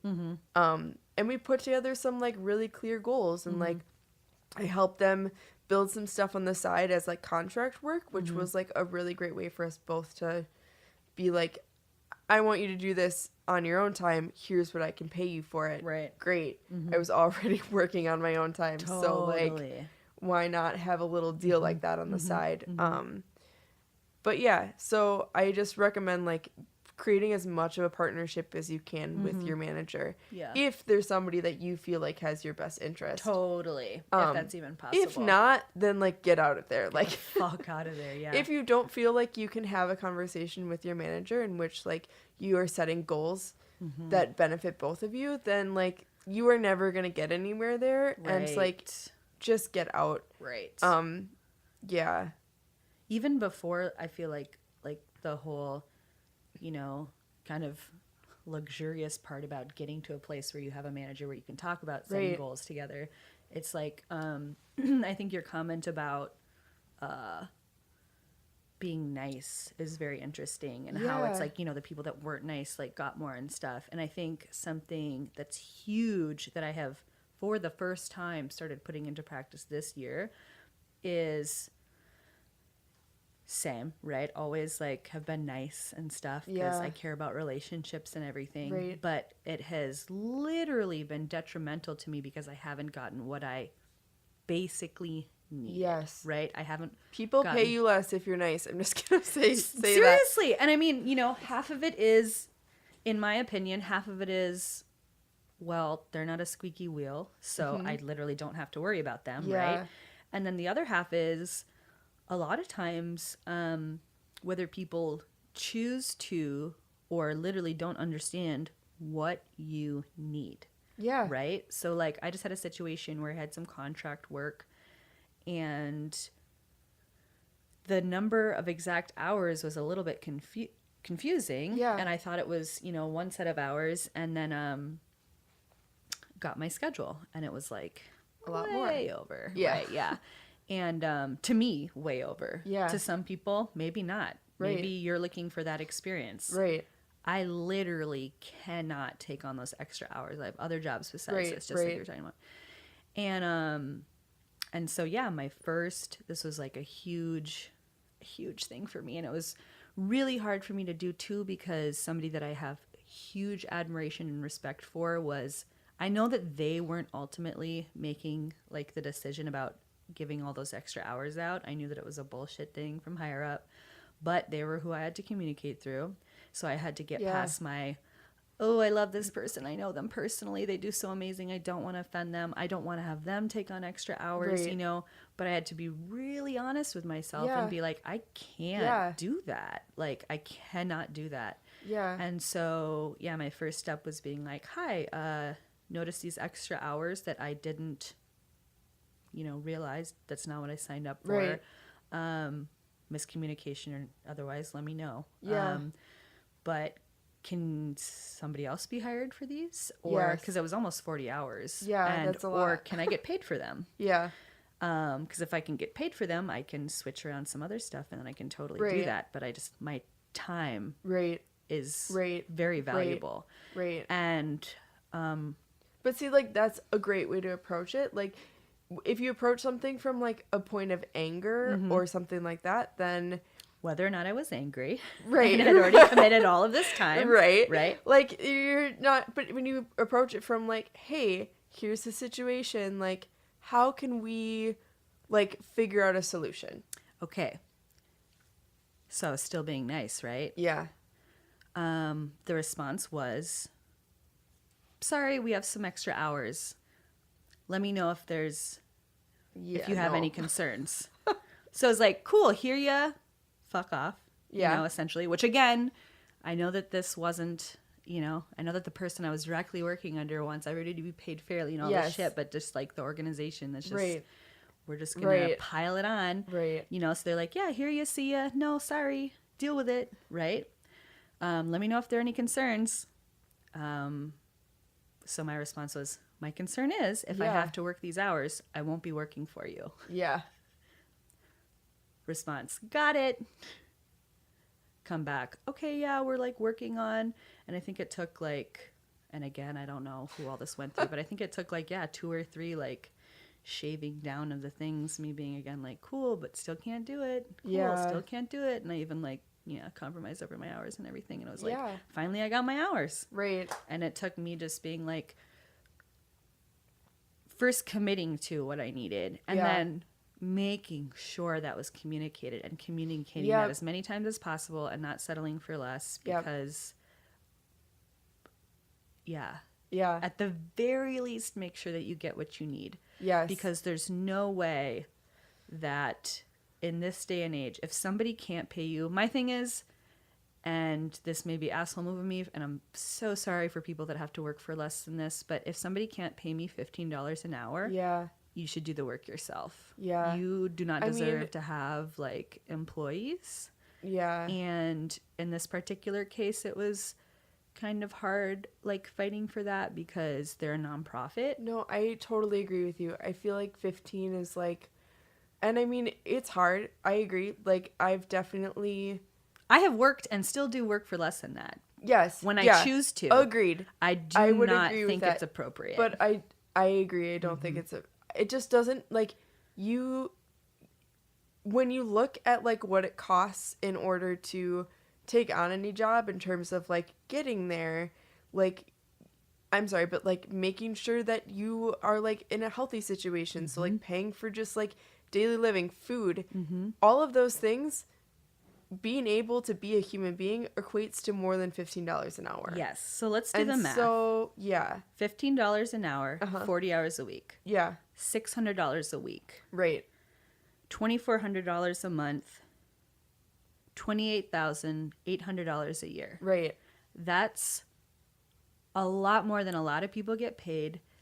Which is crazy. Crazy. That is, like, not... You cannot live on that. And the crazy thing about that is, if you make more than that, you no longer qualify for health insurance. Yep. Like the reduced rate health insurance. Yep. So now your health insurance will go from $32 a month to $300 a month. Mm-hmm. Just making over that. Yep.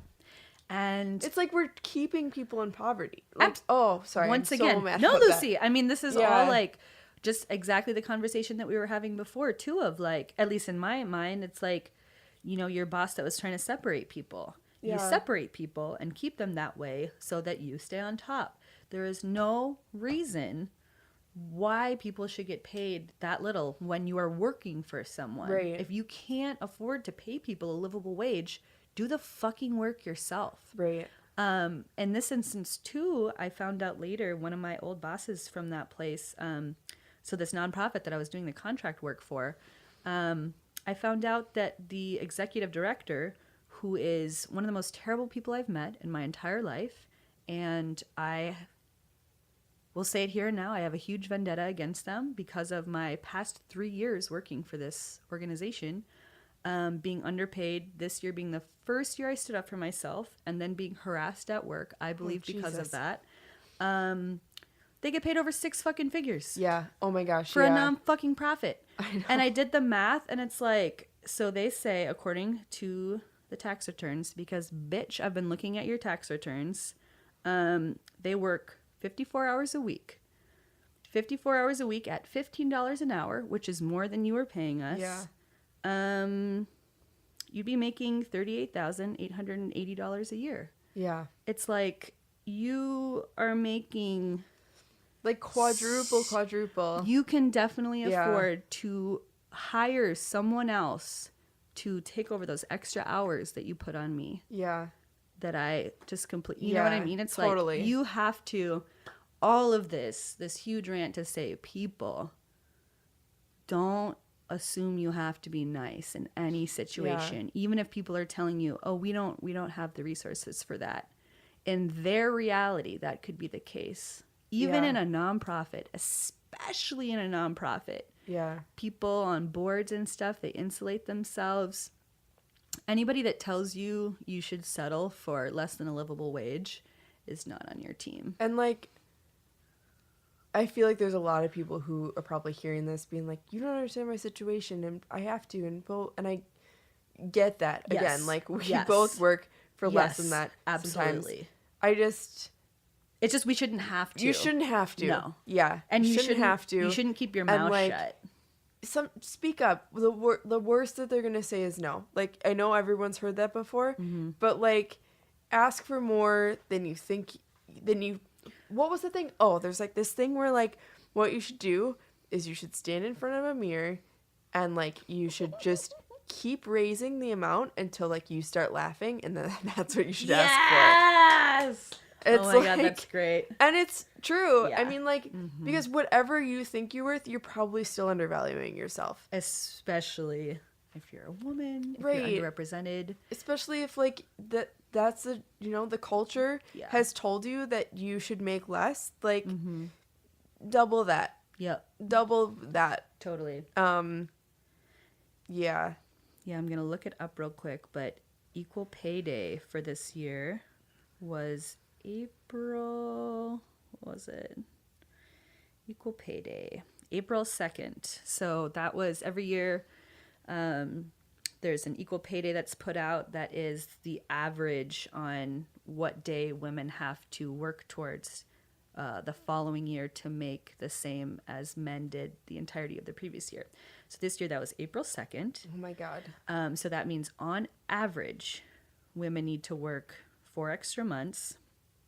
And that is on average, and that is, pretty much a good indicator for white women.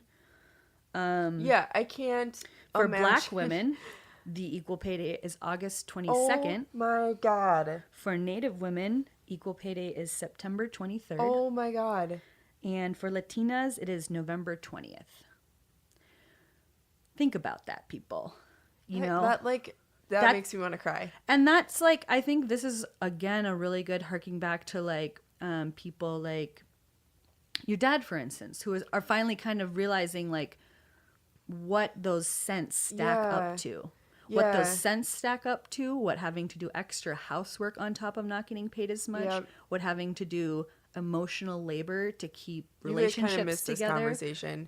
My dad, like a few years ago, like was really upset with when he heard, this was a few years ago, he just had heard about the concept of like women getting paid less, and he had just been, well, he retired, but it was kind of forcible retirement. He was like at an age where they were like, we're not going to keep you around.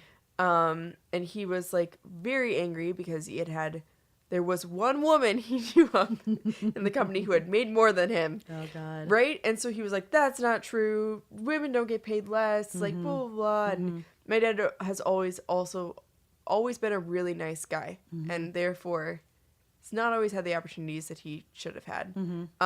But still doesn't understand that, like, people just think that they can pay women less. And even though she was making more than him, and maybe he felt like he was more qualified, doesn't mean that she didn't have other skills that were putting her in a level, and she probably wasn't making as much as people at her level that were males were making. Exactly, yeah. So yeah, I think it's been interesting because my sister, my sister's like the perfect human. She's like the nicest, most professional, like great mom, just runs her household with like, she's just what any Midwestern mother hopes their daughter will become. Let's put it that way. Yeah.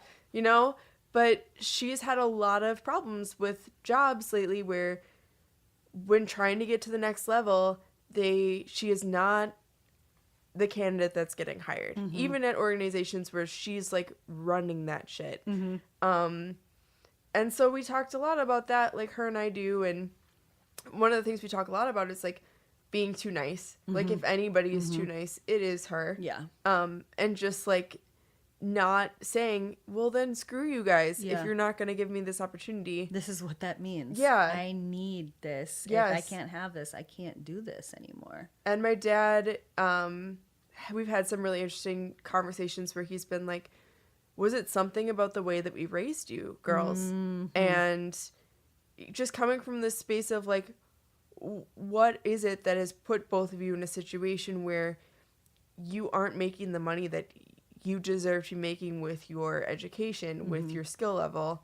And like, I just thought that was just so sweet of him that he would even ask that. Like, no, I feel like our parents did everything to make us feel like, you know, stand up for what you believe, and they put a really good work ethic into us and stuff. But my mom's reaction was more like, well, we're great parents and blah, blah, blah, and I never had this problem, and I, you know, worked all these jobs and got paid great and all this stuff, which it's not even true. Yeah. But it's interesting to see, like, those parent dynamics. I mean, we're definitely, people say all this shit about millennials, about, like, our inability to work, and we want more than we deserve, and it's just really interesting to see now those dynamics playing out with my parents, who definitely saved all their money. They worked great jobs. They've always worked super hard.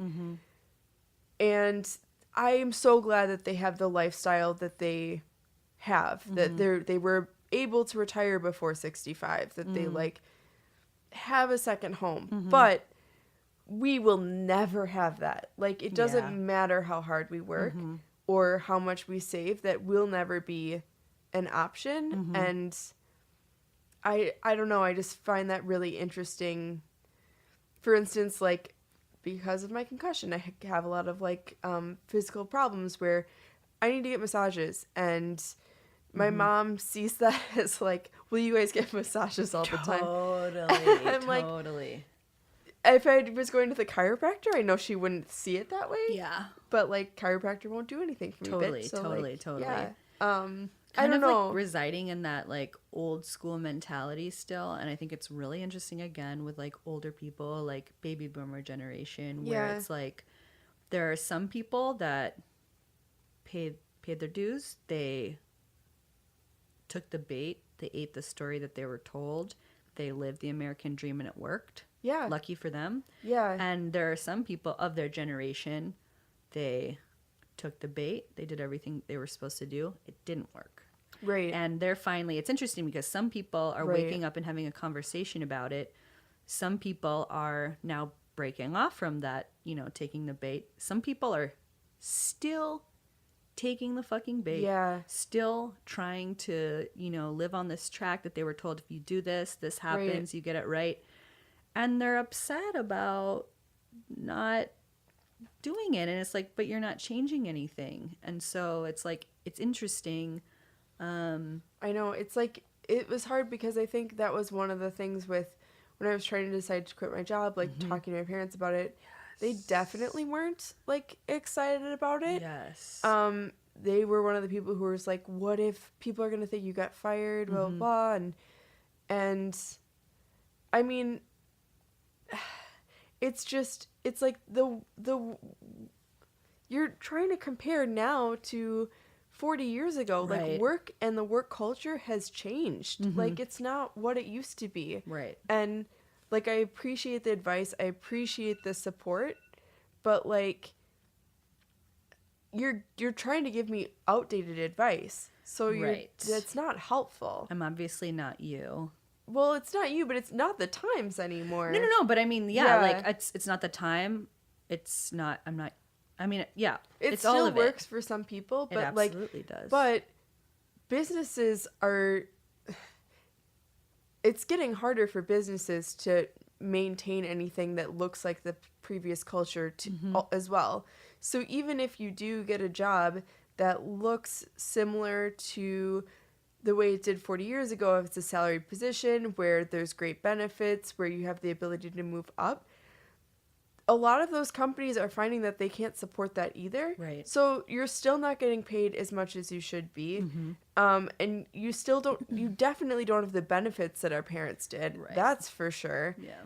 And a lot of times those companies are doing major layoffs because the whole culture of work and our economy is changing. So I'm not saying there aren't really good positions out there. I'm just saying even the really great ones don't look like they used to. Everything. And yeah, I don't know. I also am like, I think Aaron and I try to travel, and so they say a lot of things about, like, well, you guys travel and we never did that. And it's like, I totally respect that and understand that, but I'm not going to be able to retire when I'm 65. Yeah, for sure. I maybe will never retire. So if that's the case, then I better travel now because I'm not going to get that opportunity later. Yeah. And also, like, my sister's traveled with them recently. It's not so much fun. Yeah. Because they actually can't, Do shit. they can't even, like, walk up into museums that are, you know, have tons of steps. And Totally. like, they're both in great health, even. They're both in great health. They're both going to live super long lives. They are what anyone could hope to be. But, like, even that situation, it's not as fun to travel anymore. Yeah. I don't know. I feel like I just, like, totally tangented. I think, yeah. But I'm just saying, like, work has changed. Do what works for you. Do not listen to people who are giving you advice that worked 40 years ago. Yep. They don't know what the situation is like now. Do your research. Like, we were talking, I'm, like, a really big advocate about, like, trying to reform the higher education system. Just the way it takes money away from people. Find out what you're going to make in the best situation. Because in a lot of situations, you're not going to make what your tuition costs. So find a different way to educate yourself. There are so many online programs now. So many opportunities for exploration. So many, I feel like, besides just the work environment changing, we have this new period where we have the benefit, whoever is privileged enough to have the benefit to explore what they actually value. Right? It's like, it's not, again, just like our values aren't handed to us on a platter, or at least they are. We don't have to take them anymore, you know? Yeah. There are just so many more opportunities to explore, to support ourselves, to support each other. Yeah. Yeah.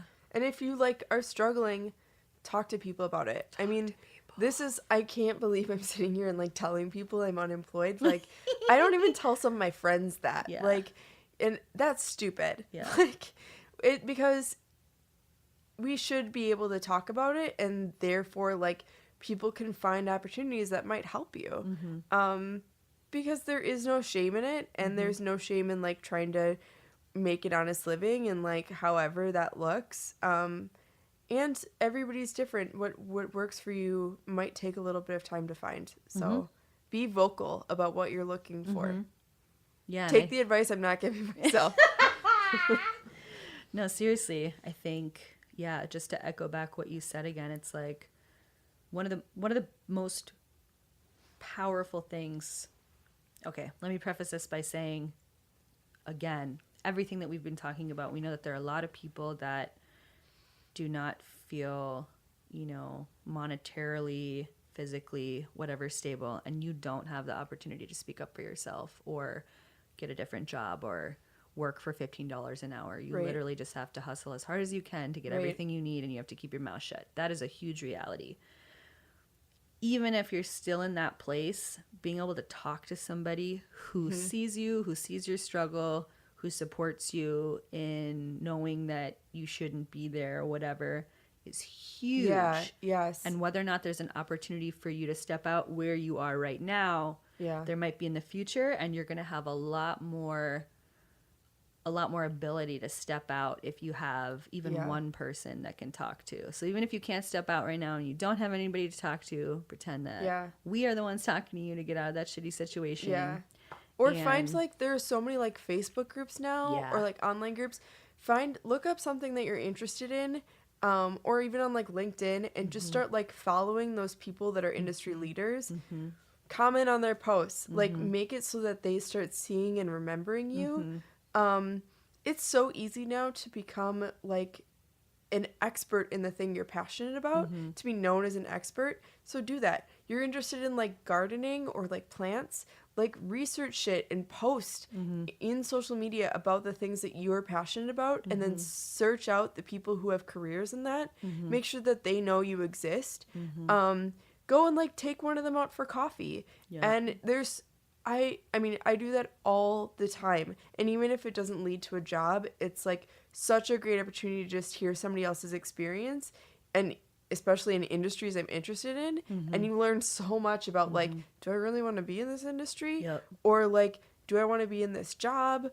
Or hey, they might hear about some opportunity that's really awesome. Volunteer a lot in opportunities that are with similar people in the industry you want to be in. So I volunteer a lot in apparel and in education because those are the things I'm interested in. And I meet so many people who are really great and we can have great conversations. And again, it might not lead to a job, but Right then, but it could someday. Just because you might not consider yourself an expert in something or part of a community doesn't mean everybody else doesn't. Like, Totally. if you care about something, you are part of that community. If you like have spent time to like learn about it, you're part of that community. Don't sell yourself short in that in any way. Like, it's really great to go out into these experiences and find people you think are experts and realize that they know just as much as you do. yeah, Like, they're just people who take the time. they're taking the initiative to Yeah. go out and do it. Like, that's all it is. And you can be one of those people. Totally. And it will also just make you feel like so satisfied because it's something that you enjoy and that you get to like have an experience in. It's not all about the money, you know? Yeah, something else we were talking about too, just quickly, was you were mentioning upstairs about. I think I made a comment like, "Oh, Lucy, you're doing so much shit right now." You're like, "I'm always doing shit." And it's like you said I'd rather be doing than talking, which is something I resonate with so much. Yeah. But it's something that I think it has protected me in a lot of situations and has made me create a lot of cool stuff. And also, I think I've been coming to terms with when it's been detrimental to me. And Yeah, I've you should talk realized about it. you should talk about it. You should not place value in how other people receive it. Yep. You know how you shouldn't decide how much you are valued by the receptiveness of talking about it. But again, I love doing so much that I tend to stray away from talking, which is also one of the reasons that I started this podcast. Yeah. But I realized if I want to keep doing, I need to talk. Yeah. I need to keep finding people to do stuff with. I need to keep finding opportunities. I need to keep making passion projects so somebody stumbles across them and sees something, you know, that Totally. they like in that project. Yeah. To wrap up a little bit. Yeah. Let's wrap this shit. So you quit your job and you keep saying how you're unemployed right now.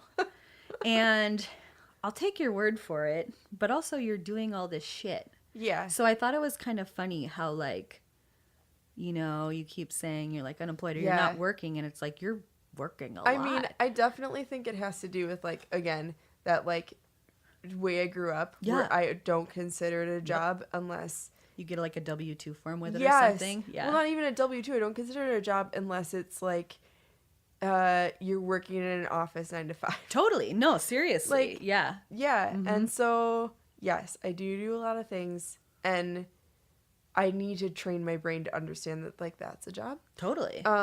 So a few things that I'm working on right now where people can like find me. Is so I am a craftsman. I do a lot of different types of craft. A lot of it has to do with like fiber and apparel. But like FYI, I also know how to like stained glass and like metal craft. So if you guys need that shit. And screen print. Oh yeah, Yeah, I'm like screen printer. major screen printer. Yeah. Dude. Not just like t-shirts, but like what we call yardage printing. So like yards of fabric. And I'm a textile designer, so I also do digital printing. But right now what I'm working on is, I've gotten really into weaving, and that has turned into macrame, so like knot work. That knots. And so I'm working on a project right now with nicest pottery, and we are going to be doing a little collaborative where they'll be making the pots and I'll be doing the hanging pieces, which I'm really excited about because their work is so great, and I just met them the other day, and just like really good people. But also I think it's like going to be really cool to do these collaborative pieces between two different artists where the pieces are supposed to be sorry, the pieces are supposed to be used together. I think like that's kind of like a cool concept. Totally. So yeah, that's just kind of something on the side, I guess you could say. But I'm excited to see where Side that hustle? goes. Yeah. Interesting. And that will be I'll be doing my work under the name of Sunday Morning, which is a project I started a few years ago. Yeah. That was all about like this concept of like, what do we do on Sunday morning? We like sit down and like drink and make. I think those are the best Sundays. And so a lot of times Sunday morning is a project that's workshopping, so teaching other people how to do it. But yeah, do a little bit of like making for purchase as well, So I guess. dope. Yeah. And then you're also starting up a style company with your friend Monica. So Monica and I worked at my last job together, a full-time gig. She was my manager, not the bad one. She was, and very quickly, like, I really see her as, like, a sister. Like, we traveled together. She works just as hard as I do, which is, like, gold, you know? And we both, like, love collaborating. Our brains work differently, but they fit really well together. So, That's like a golden partner, yeah, right? yeah. I'm, Thinks like, differently, scared about going works back into, hard. like, partnership Yeah, work. for sure. And I mean, I think that's like a whole nother conversation. Yeah. That like, you know, I've done it before. Yeah. It wasn't the best experience. Totally. So finding ways to like separate out friendship time versus like work time. Yep. And like And be different very roles. strict with those boundaries. Yes, Like even if you both exactly. see yourselves like slipping and you're both like, oh, this is fun, but we're slipping. It's like, Yes. I'm like get out very of clear. there. Yeah. And I mean like, I think she's been a little bit like, why are we creating these boundaries? Yeah. And it's like, just trust me. yeah. Trust me. You don't want to know why? Yes, So you we're just going don't to keep wanna them know in why. place, actually. But that I'm so super excited about because we both also really believe in like sustainability within our industry, and the fashion industry is like pretty toxic. I don't know how much people know about it, but we create a ton of waste. And even when something is like made out of natural fibers, the amount of pesticides that go into creating those fibers is awful for the environment. So there's a lot of like trash that gets created. There's a lot of when things aren't natural fibers, they're like polyester is made out of oil, just so everyone knows. Like it's a really bad chemical. Dyes are terrible for the environment. So just the whole process of making clothes for the most part is really, really bad. And then also the working conditions are terrible in almost every To put it situation. lightly. Yeah, so there's a lot of like really hard, and also people don't pay for clothes what they're worth. Like on average, clothing nowadays should be around like $100 and maybe like $150. That's what a piece of clothing should be worth. Yeah. That's not. I mean, if you think about it, like a t-shirt nowadays you can buy for less than you could buy it for 20 years ago. Yeah. That shouldn't be the situation we're in. Damn, totally. You know? Think about like when you go out to a restaurant, you drop like a good chunk of change if it's most of the restaurants we have nowadays. A sit-down you know? restaurant. Like yeah. let's be honest that you're probably spending between like $20 and $40 on like an average meal. You don't spend that on a piece of clothing nowadays. that you So, wear constantly. Yes, that you wear constantly, but like think about the amount of effort it takes to make a meal. So there's like farmers, there's the chef, and then there's maybe like the server. Transportation. Okay, now like Yeah. now like multiply that because in the apparel industry you have the farmer who's making the textile. That's just the yarn. That's not even the fabric. Okay, and then you have the person who's making the fabric. And then you have the person that's making the clothing, and then you are also transporting that stuff around the country or around the world. I'm sorry. So there's a ton of transportation that's happening. Most of the time around the world at this point. Yes, Yeah, and that for sure. stuff is like really heavy. So it's okay. So there's all that, and then there's like the retail environment. So that would be like what you would consider like the restaurant and like the workers there. But like what it takes to make a banana, there's just like the farmer and then like the retail environment. There's not any of that other stuff. You don't have to make the innards of the banana and the outwards of the banana and put the banana together in the machine to make the banana. Yeah. And then think about like you spend for a banana what you do for a t-shirt. Right. Like that should be a good indicator that there's like a problem in the system. So no one is getting paid within that system is also what I mean. It takes way more energy, and like every part of the process, having been in an industry where like we made product for Costco, every penny matters. Like literally if something is going to cost a penny extra, you have to cut it. Right. Like that's how much this system is. Because it's just so mass produced. Well, yeah, it's because people don't pay for what they should. So a penny matters. So that's just in the like best part of the system. Right. That's not even the worst part of the system where people are having slave labor or where you get to actually see like the toxic, like just washing your clothes that are made out of polyester.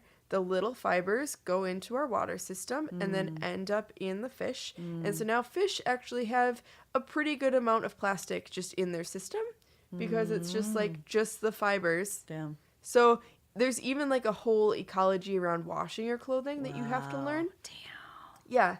So it's a pretty messed up system. Ugh. There's a lot we have to do. Totally. But I like clothes.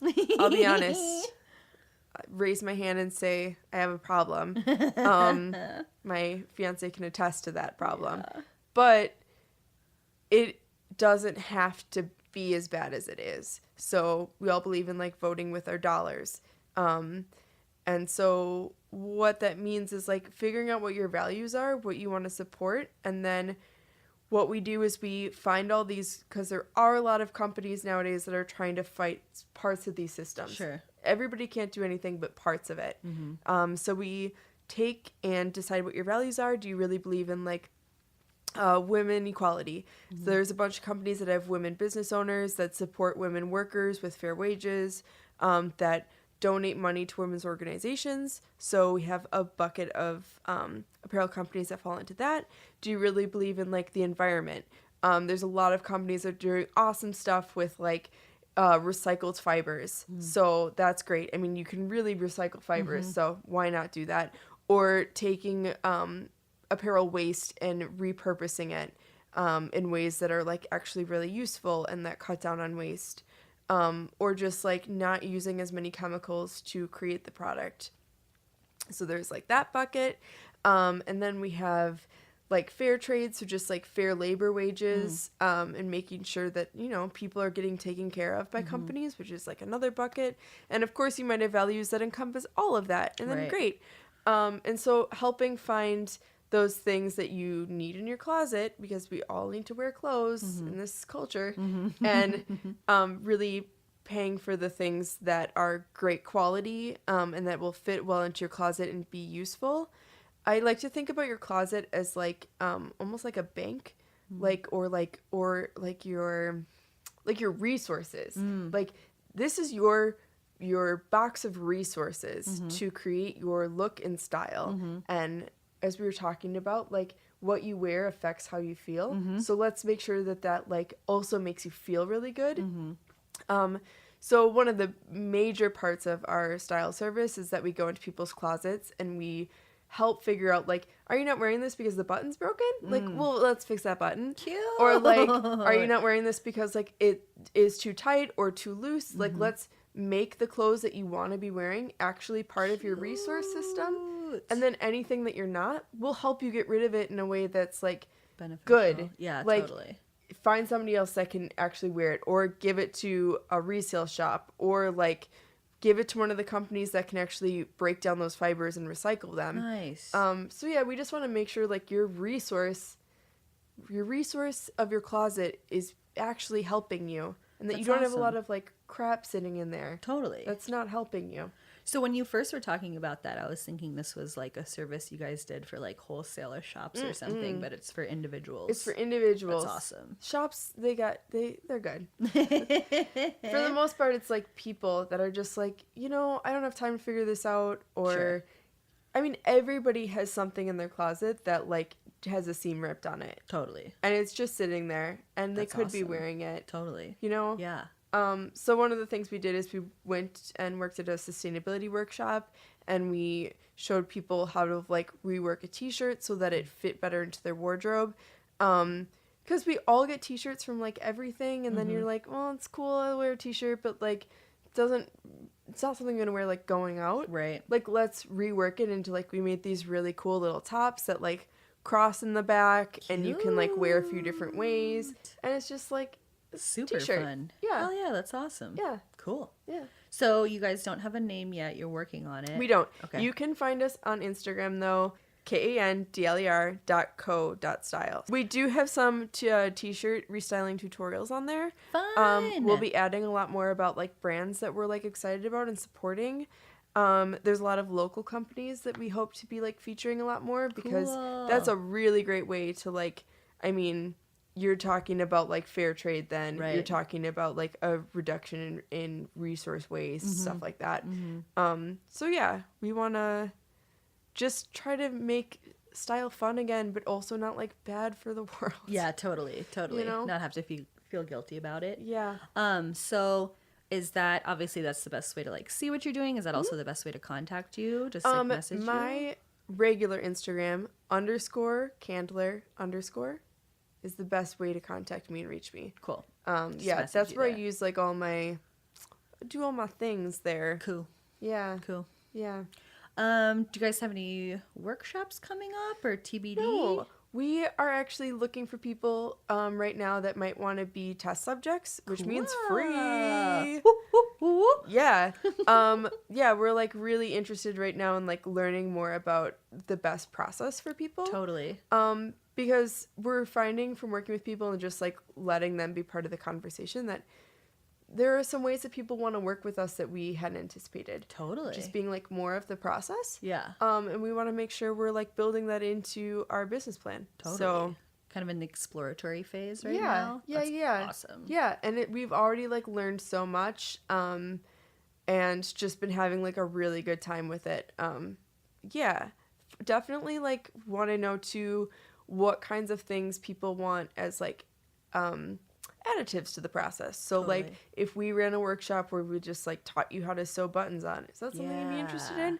Or like Teach me how to sew a zipper in. Yeah. I know, that's like the one thing I've never or like those done. days when people like are like, I'm not gonna go buy a machine, but like maybe we have a day where like everybody can bring everything. Cute. And we just like, yeah, definitely things that we're like thinking about, but we want to figure out like what times of days would that work for people. Like, Totally. Yeah. Yeah. That's awesome. We're crowdsourcing Working it information out. right now. Hell yeah. Yeah. That's awesome. Yeah. Do you have anything else you're excited about? Or anything else you want to... No. No, I'm kidding. No, I'm excited about everything. I don't know. Yeah, I am like very open if people like just have questions or want to talk or anything. Like, I love meeting new people and talking about their projects. Awesome. If you need help with anything, like I said, I've learned how to do pretty much anything in the craft-esque world. So happy I to can help. attest. That is a true statement. Yeah, I just like meeting new people, and so reach out, say hey. Yeah. Very cool. Yeah.